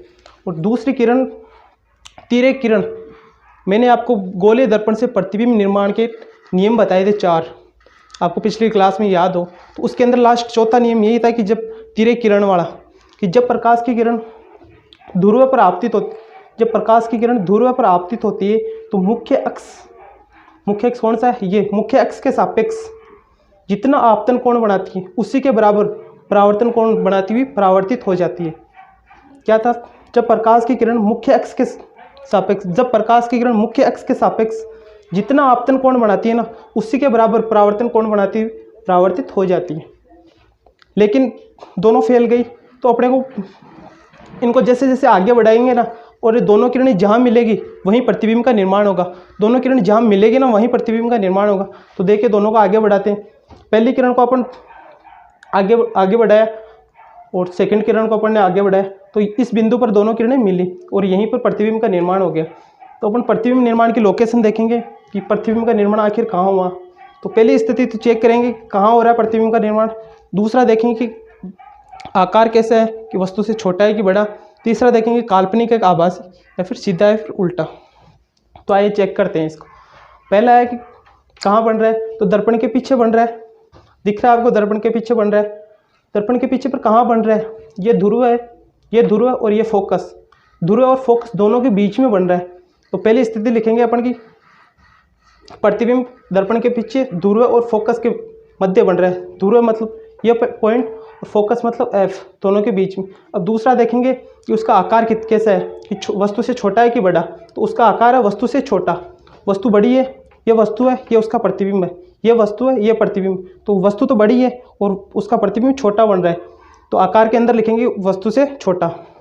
तीसरा लिखेंगे आभासी है कि वास्तविक, मिलती हुई प्रतीत हो रही है दोनों प्रकाश की किरण, वास्तविकता में थोड़ी मिल रही है, वास्तविकता में नहीं मिल रही, तो आभासी किरण। और चौथा और लास्ट पॉइंट लिखेंगे कि सीधा है कि उल्टा। तो ये वस्तु है और ये प्रतिबिंब, तो प्रतिबिंब कैसा बन रहा है, सीधा। तीनों पॉइंट देख लिए अपन ने। और उत्तल दर्पण के ये दो ही स्थितियाँ थी। पहला अनंत, जब वस्तु अनंत पर रखी हुई हो तो उसका प्रतिबिंब कहाँ बनेगा, और दूसरी थी अनंत और ध्रुव के बीच में कहीं पर भी रखी हुई हो, अनंत और ध्रुव के बीच में कहीं पर भी रखा हो तो उसका प्रतिबिंब यहाँ ध्रुव और फोकस के बीच में बनेगा। तो अपन ने अवतल दर्पण देख लिया, उत्तल दर्पण देख लिया। अपन ने पूरा स्टार्टिंग एक बार पूरा पीछे का बता देता हूँ। दर्पण पहले स्टार्टिंग में अपन ने दर्पण देखा था। दर्पण दो प्रकार का होता है, समतल दर्पण और गोलीय दर्पण। समतल दर्पण जिसका जनरल अपन घरों में काम में लेते हैं वो समतल दर्पण होता है। और गोलीय दर्पण, फिर गोलीय दर्पण के भी दो पार्ट होते हैं, उत्तल दर्पण और अवतल दर्पण। उत्तल दर्पण भी अपन ने क्लियर कर लिया और अवतल दर्पण भी क्लियर कर लिया, और दोनों से बनने वाले प्रतिबिंब भी अपन ने क्लियर कर लिए। नमस्कार प्यारे बच्चों, मैं एस राठौड़, स्वागत है आपका अपने YouTube channel Solanki study point पर। तो प्यारे बच्चों, अपन पढ़ रहे थे प्रकाश। प्रकाश में आपके सामने बहुत इंपॉर्टेंट कॉन्सेप्ट लेके हाजिर हुआ हूँ, मानव नेत्र। अर्थात जो भी अपन इस दुनिया में रंग बिरंगा संसार देख रहे हैं, जो भी हरियाली देख रहे हैं, वो इस नेत्र के कारण ही संभव है। यदि अपने नेत्र नहीं होता तो ये कुछ भी नहीं देख सकते। जैसे एक मारवाड़ी में कहावत है, अंधा पीसे कुत्ता खाए। मतलब आंखें नहीं है ना तो चाहे दिन हो चाहे रात हो कोई फर्क नहीं पड़ता, चाहे कुछ भी हो अपने आगे, कुछ भी दुनिया में कुछ भी हो रहा हो, अपने को कोई भी एहसास नहीं होता। इसलिए आंखें अपने मानव जीवन में इतनी महत्वपूर्ण है कि इसकी जितनी सब बोले ना उतने ही कम है। तो आइए देखते हैं मानव नेत्र अर्थात आँख। तो आँख का अपन पूरा पोस्टमार्टम करेंगे आज, कि आँख के अंदर कौन कौन से पॉइंट पाए जाते हैं और उसकी लोकेशन क्या है। जैसे कॉर्निया कहाँ पाया जाता है, रेटिना कहाँ पाया जाता है, उसका पूरा पोस्टमार्टम करेंगे और पूरी लोकेशन के साथ देखेंगे कि आखिर कहाँ पाए जाते हैं और इसके उपयोग क्या है। और तो इसके रोग मेन तो है, इसका रोग भी इसी वीडियो के अंदर इसके रोग देखेंगे कि अपने नेत्र के अंदर जैसे दूर दृष्टि दोष, निकट दृष्टि दोष, जरा दृष्टि दोष। इसके अंदर बंदा डाफा चूक हो जाता है कि बंदे को यही नहीं समझ में आता है कि यार दूर दृष्टि दोष में ज़्यादा तो इसके निवारण में कंफ्यूज होता है बंदा कि इसके अंदर उत्तल दर्पण काम में आएगा, अवतल दर्पण काम में आएगा। तो इनको भी एक बेहतरीन और इतनी आसान ट्रिक के साथ समझाऊंगा कि ज़िंदगी में कभी नेत्र पढ़ने की ज़रूरत ही नहीं पड़ेगी, ये दावा करता हूँ आपसे। तो आइए देखते हैं अपन नेत्र अर्थात मानव नेत्र। इस दुनिया में जितना भी रंग बिरंगा संसार है ना, अर्थात जो भी देख रहे हैं ना अपने इस दुनिया में, जो भी वस्तु देख रहे हैं सुबह से शाम तक, वो इस नेत्र के कारण ही संभव है। और इतने दिन अपन पढ़ रहे थे प्रकाश, यदि अपने नेत्र नहीं तो इस प्रकाश का कोई महत्व नहीं है। जैसे एक अंधा आदमी होता है, उसके जीवन में प्रकाश का कोई महत्व नहीं क्योंकि उसकी आँख ही नहीं काम दे रही। तो आइए देखते हैं अपन मानव नेत्र अर्थात आँख। तो आँख की प्यारे बच्चों ये संरचना है, ये पूरी संरचना है। इसके अंदर एक एक करके 1 बाय 1 करके देखेंगे कौन सा अंग कहाँ है, वो पूरी लोकेशन के साथ।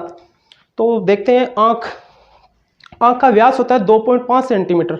कितना होता है? 2.5 सेंटीमीटर।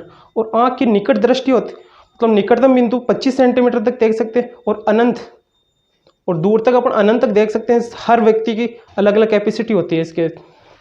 तो इसके अंदर आइए आँख पर चर्चा करते हैं। आँख की पूरी संरचना का पोस्टमार्टम करेंगे कि क्या क्या कौन सी जगह है। तो सबसे पहले देखते हैं आँख के अंदर 2 परत पाई जाती है दोस्तों। एक ऊपर 2 झिल्लियाँ पाई जाती है। ऊपर की झिल्ली पारदर्शी होती है। पारदर्शी मतलब उसके आर पार देखा जा सकता है, उसको अपन बोलते हैं श्वेत पटल। और उसके नीचे की होती है ना, वो अपारदर्शी होती है। तो सबसे पहले उसके अंग देखेंगे कि अपने मानव नेत्र के अंदर कौन कौन से अंग होते हैं। तो आइए चर्चा करते हैं श्वेत पटल। तो जो ऊपर ये अपारदर्शी झिल्ली होती है ना प्यारे बच्चों, इसको अपन श्वेत पटल बोलते हैं। दूसरा है कॉर्निया को बोलते हैं स्वच्छ पटल या फिर स्वच्छ मंडल, क्योंकि एक अपारदर्शी होता है। अपारदर्शी मतलब आर पार देखा जा सकता है, इसके आर पार देखा जा सकता है। और अपने जो भी आँख नेत्रदान करते हैं ना प्यारे बच्चों, तो नेत्रदान में कॉर्निया का ही दान किया जाता है।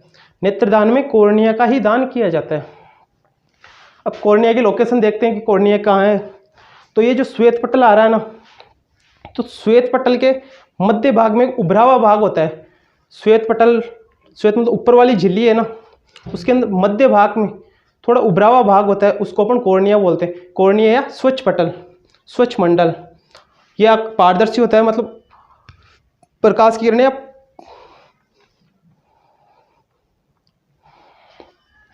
कॉर्निया। तो कॉर्निया को स्वच्छ पटल बोल ही दिया। तो आइए देखते हैं सेकंड। और फिर आती है परितारिका मतलब आइरिस।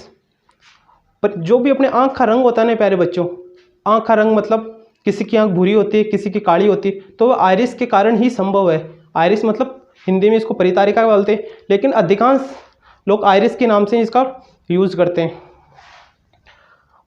किसी की आंख भूरी होती है, किसी की काली होती है। तो आइरिस की लोकेशन देखेंगे, ये अपना पूरा मानव नेत्र की संरचना है। इसके अंदर ये जो है ना, ये नीचे और ये ऊपर, ये आइरिस है। और इस आइरिस के बीच के अंदर का भाग है ना, इसको अपन पुतली बोलते हैं। जैसे अपने ये नेत्र है, ये नेत्र के अंदर जो काला वाला नीचे अंदर जो एकदम ब्लैक होता है ना, उसको तो पुतली बोलते हैं। और जो ब्लैक के चारों ओर जो सिलिकाएं के जो सिल्क की तरह होती है ना, उसको अपन परितारिका बोलते हैं। परितारिका मतलब आइरिस। वो किसी की भूरी होती है तो किसी की काली होती है। तो पुतली का आकार अपन देखते हैं प्यारे बच्चों। कभी कभी एहसास किया होगा कि अपन या तो रोड पर चल रहे हैं, तो कोई आगे से गाड़ी आई, अपने आंखों के अंदर तीव्र प्रकाश पड़ा तो अपनी आंखें बंद हो जाती है। कभी महसूस किया क्यों होता है ऐसा? तो आज मैं कन्फर्म करता हूँ, मैं बताता हूँ कि क्यों होता है। तो देखिए प्यारे बच्चों, पुतली होती है ना, इसमें यदि आवश्यकता से ज़्यादा प्रकाश पड़ता है ना, तो ये सिकुड़ जाती है। आवश्यकता से ज़्यादा प्रकाश इसके ऊपर पड़ता है तो ये सिकुड़ जाती है। इसका मतलब आकार छोटा हो जाता है। और जब जैसे अपन कोई कमरा है, तो कमरे में यदि बाहर से अंदर जा रहे हैं, जैसे बाहर अंधेरा है और अंदर प्रकाश है, तो अपन प्रकाश से अंधेरे में जाएंगे ना, तो पुतली का आकार बढ़ेगा, क्योंकि उसको प्रकाश की आवश्यकता होगी, तो इसलिए उसका आकार बढ़ेगा। और जब अपन अंधेरे से प्रकाश में आते हैं ना, तो इसका आकार सिकुड़ जाता है। तो पुतली देख के लिए अपन ने देखिए प्यारे बच्चों, परितारिका और जो पुतली होती है ना, आइरिस और पुतली, अपनी आँख के अंदर आइरिस और पुतली ही जो प्रकाश आता है ना, जो अंदर इंटर करता है ना, उसका निर्धारण करती है। मतलब उसका लेखा जोखा पुतली और आइरिस ही करती है कि अंदर कितना प्रकाश जाना है, कितना नहीं जाना। फिर होती है पक्षापेशियाँ। प्यारे बच्चों, जो लेंस के दोनों ओर जो पेशियाँ दिखाई दे रही है ना, ये पक्षापेशियाँ हैं जो लेंस की सुरक्षा का काम करती है। फिर होता है अभिनेत्र लेंस। अपनी आंख के अंदर भी प्यारे बच्चों लेंस पाया जाता है जो प्रकाश की किरणों को रेटिना पर फोकसित करता है। जो प्रकाश की किरणों को रेटिना पर फोकसित करता है, अर्थात अपने जो भी वस्तु देखते हैं ना, देखते उसका प्रतिबिंब रेटिना पर बन गया, उसका काम यही करता है अभिनेत्र लेंस। उसके बाद काचापद्रव्य। प्यारे बच्चों, काचापद्रव्य वो होता है कि अपने रेटिना और नेत्र लेंस, रेटिना और नेत्र लेंस के बीच के अंदर एक द्रव्य पाया जाता है जो अपनी आँख की सुरक्षा करता है। और जो आँख अपने एक रोग भी पाया जाता है काचापद्रव्य की कमी से, कि यदि बंदा रोना चाहे ना तो भी उसकी आंखों में आंसू नहीं आते। काचापद्रव्य इस एरिया में पाया जाता है। फिर रेटिना को अपन दृष्टि पटल भी बोलते हैं। रेटिना होता है यहाँ प्यारे बच्चों, यहाँ जब प्रकाश की किरणें आई और यहाँ लेंस पे गिरी, और जैसे लेंस पे गिरी ना तो लेंस रेटिना पर फोकसित करता है, मतलब रेटिना पर केंद्रित करता है और प्रतिबिंब का निर्माण कर देता है रेटिना। और रेटिना का यह काम है कि जो प्रकाश की किरणें फोकसित हुई या प्रकाश की किरणें आई उनको मस्तिष्क तक पहुंचा देता है दिक् तंत्रिकाओं द्वारा, मतलब विद्युत सिग्नल बना देता है। विद्युत सिग्नल दिक् तंत्रिकाओं द्वारा मस्तिष्क तक पहुंच जाता है और अपने दिमाग के अंदर इमेज आ जाते हैं कि अपने को कोई भी वस्तु दिखाई दी तो अपने जस्ट उसको पहचान जाते हैं कि कौन सी वस्तु दिखाई दी अपने को। दृष्टिपटल। और तो अपन ने आंख देख लिया, आंख का पूरा पोस्टमार्टम देख लिया नेत्र का कि कौन सा अंग कहाँ होता है, और उसकी हर लोकेशन देख ली कि रेटिना कहाँ है और नेत्र लेंस कहाँ है, पक्षापेशियाँ कहाँ है, परितारिका कहाँ है, परितारिका का उपयोग क्या है। प्यारे बच्चों, एक नंबर के क्वेश्चन में आ सकता है कि हमारे आँख के रंग का निर्धारण कौन सा अंग करता है, तो आइरिस करता है। आइरिस मतलब परितारिका। और दूसरा क्वेश्चन ये भी आ सकता है कि नेत्रदान के अंदर कौन सा अंग का, नेत्र दान में अपने आँख के कौन से भाग का दान किया जाता है, तो उसमें कॉर्निया का दान किया जाता है। तो इसके अंदर अपन आँख का एकदम पूरा पोस्टमार्टम कर लिया। आँख अपन निकटतम 25 सेंटीमीटर देख और अधिकतम अनंत, हर व्यक्ति की अलग अलग कैपेसिटी होती है इसके अंदर। और आँख इसका अपने नेत्र का व्यास होता है 2.5 सेंटीमीटर। कितना होता है? 2.5 सेंटीमीटर। तो अपन ने पूरा देख लिया। अब देखेंगे कि मान लो नेत्र में जैसे प्रकाश की किरणें आई और यहाँ रेटिना पर फोकसित हो गई, तो मान लो कभी कभार रेटिना पर फोकसित नहीं होकर प्रतिबिंब रेटिना से थोड़ा सा आगे बढ़ जाए या फिर रेटिना से थोड़ा सा पीछे बढ़ जाए, रेटिना से थोड़ा आगे बढ़ जाए तो पीछे, तो अपने नेत्र के अंदर दोष या फिर विकार उत्पन्न हो जाते हैं। जैसे अपने को एकदम साफ वस्तु नहीं दिखाई तो बीमारी है अपने। तो देखते हैं कि नेत्र में कौन कौन सी बीमारी होती है और उसका निवारण क्या है। अपन देख रहे थे नेत्र दोष अर्थात दृष्टि दोष और उनके निवारण, मतलब अपने आँख के अंदर कौन कौन से दोष है और उसका निवारण किस प्रकार करते हैं। तो देखिए प्यारे बच्चों, रोग से बड़ा होता है रोग का उपचार, तभी तो रोग दबेगा ना। रोग से बड़ा हो, यदि रोग का उपचार होगा तभी तो रोग दबेगा, मतलब रोग जड़ से घटेगा। तो आइए देखते हैं कौन कौन से रोग होते हैं अपने। तो इसमें पहला है निकट दृष्टि दोष। आँख के अंदर पहला दोष है निकट दृष्टि दोष अर्थात इसमें, अब देखिए एक बार दोष को भूल जाइए, मतलब आज इनकी इतनी बेहतरीन को और इतनी आसान ट्रिक बताऊंगा दोस्तों, क्योंकि आज तक मेरे को बताया आपको कभी भी समझ के नहीं पड़ा होगा कि कौन से लेंस का निवारण क्या है। क्योंकि मैं भी जिस स्टेज से आप गुजर रहे हो ना, मैंने भी वो क्लास पढ़ी है। मेरे कभी समझ में नहीं आया कि निकट दृष्टि दोष में कौन सा लेंस काम में आता है, दूर दृष्टि दोष में कौन सा लेंस काम, मैंने भी रटाया था। तो आज मैं आपके ये कॉन्सेप्ट एकदम क्लियर कर देता हूँ। यदि आपको आधी रात को भी उठा के पूछ लेगा ना कि बेटा अवतल लेंस और उत्तल लेंस कौन से दोष में कौन सा दोष का निवारण है, तो आप आसानी से बता दोगे इस चीज़ को। तो देखते हैं, हर कोई भी रोग हो उसके अंदर दो ही लेंस काम में आते हैं, पहला अवतल लेंस, दूसरा उत्तल लेंस। तो देखिए प्यारे बच्चों, पहला है निकट दृष्टि दोष। एक बार अपन दोष को भूल जाते हैं, निकट दृष्टि दूर दृष्टि। तो निकट दृष्टि मतलब निकट दृष्टि उसमें के अंदर ही दे रखा है, तो निकट दृष्टि तो है अपने पास लेकिन दूर की दृष्टि नहीं है। मतलब वह दोष जिसमें पास की वस्तु दिखाई देती है, वह दोष जिसके अंदर पास की वस्तु दिखाई देती है लेकिन दूर की वस्तु दिखाई नहीं देती। निकट दृष्टि दोष किसे कहते हैं? वह दोष या वह रोग जिसके अंदर अपने को पास की वस्तु दिखाई देती है लेकिन दूर की वस्तु दिखाई नहीं देती, उसको क्या कहते हैं? निकट दृष्टि दोष। मतलब निकट निकट निकट निकट यदि निकट दृष्टि है तो इसमें अपने को निकट की दिखाई देगी लेकिन दूर की दिखाई नहीं देगी। तो अभी मैंने आपको ट्रिक बताई थी कि रोग से बड़ा होता है रोग का उपचार, रोग से बड़ा होता है रोग का उपचार। तो देख ये दोनों हर दोष के अंदर ये दो ही लेंस काम आएंगे, चाहे अवतल लेंस हो चाहे उत्तल लेंस हो। तो इसके अंदर निकट के अंदर कितने अक्षर है? 3 है ना, 1 2 3। तो रोग से बड़ा होता है रोग का उपचार, तो इसमें 3 का उपचार 4 अक्षर वाला। तो इसके अंदर 4 अक्षर किसमें है? अवतल, 1 2 3 4। तो निकट दृष्टि दोष का निवारण है अवतल लेंस, निकट दृष्टि दोष का निवारण है अवतल लेंस। कहीं रटने की जरूरत नहीं पड़ेगी, आसानी से समझो कि जिसमें 3 अक्षर है ना, जैसे निकट दृष्टि दोष में 3 अक्षर है तो इसका निवारण होगा 4 अक्षर वाला। 4 अक्षर किसमें है? उत्तल में, अवतल में, अवतल लेंस में। एकदम दिमाग में बैठ गया। मैंने पहला रोग देख लिया था निकट दृष्टि दोष, अब देखेंगे दूसरा रोग कि मानव नेत्र में दूसरा कौन सा रोग आता है। तो आइए बच्चों, दूसरा दोष है दूरदृष्टि दोष। दूरदृष्टि दोष, तो एक बार दोष को भूल जाइए आप। कोई पिछले वाली ट्रिक इतनी शानदार ट्रिक है कि कभी भी मतलब एक बार समझ लिया ना, एक बार पूरे वीडियो को शुरू से अंत तक देख लिया ना, तो मानव नेत्र के अंदर तो कोई भी समस्या नहीं है कि यदि कहीं भी कैसा भी क्वेश्चन पुट अप हो जाए ना, तो आप आसानी से इसको इजी वे में करके आ सकते हो। और क्वेश्चन आना तय है इसका।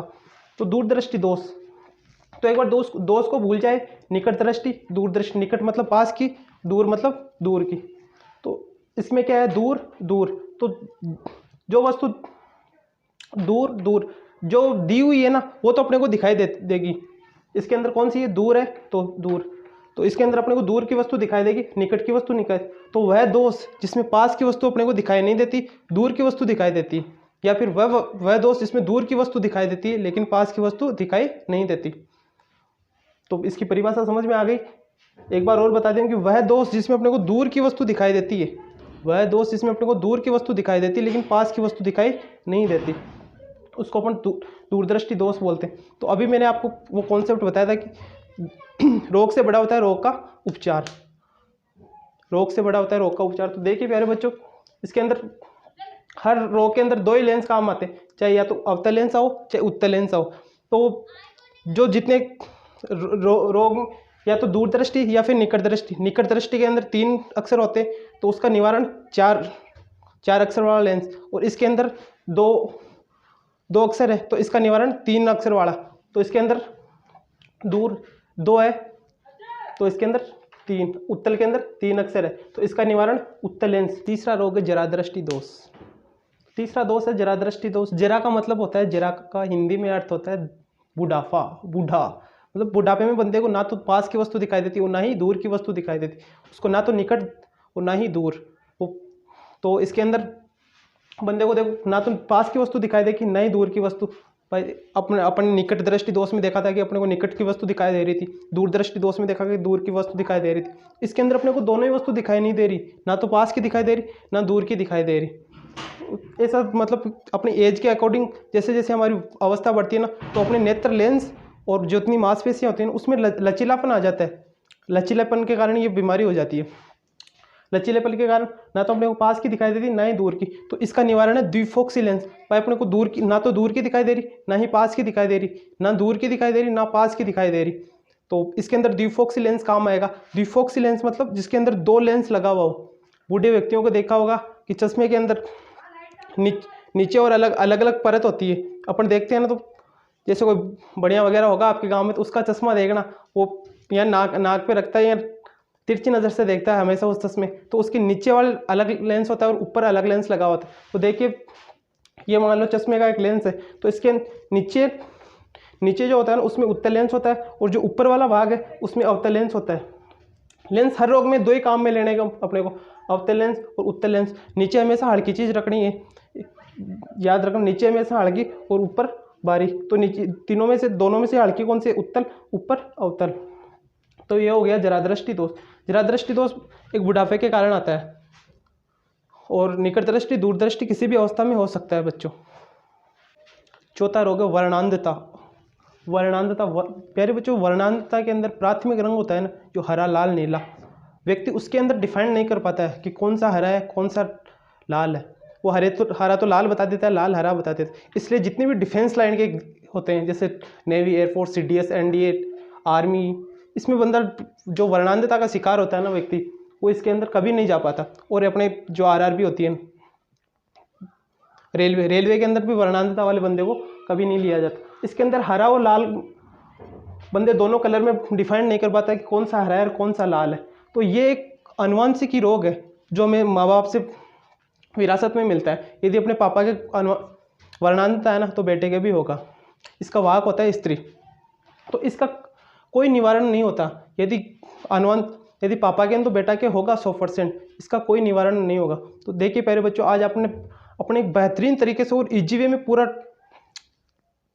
आँख का एकदम पोस्टमार्टम किया कि आँख के अंदर कौन कौन से अंग पाए जाते हैं, और हर चीज़ की लोकेशन देखी अपन ने कि परितारिका कहाँ है, आइरिस कहाँ है, रेटिना कहाँ पाया जाता है, कॉर्निया कहाँ पाया जाता है, आँख का रंग कौन सा भाग निर्धारण करता है। और अपन ने देखा था कि जो भी नेत्रदान होता है, नेत्रदान में किस भाग का दान किया जाता है। अपना प्रतिबिंब होता है तो प्रतिबिंब कहाँ पर बनता है, प्रतिबिंब लेंस की लोकेशन क्या है, और पक्षाभ कोशिकाएँ कौन सी है, और अपनी आँख के अंदर कितनी परतें पाई जाती है ये भी देखा।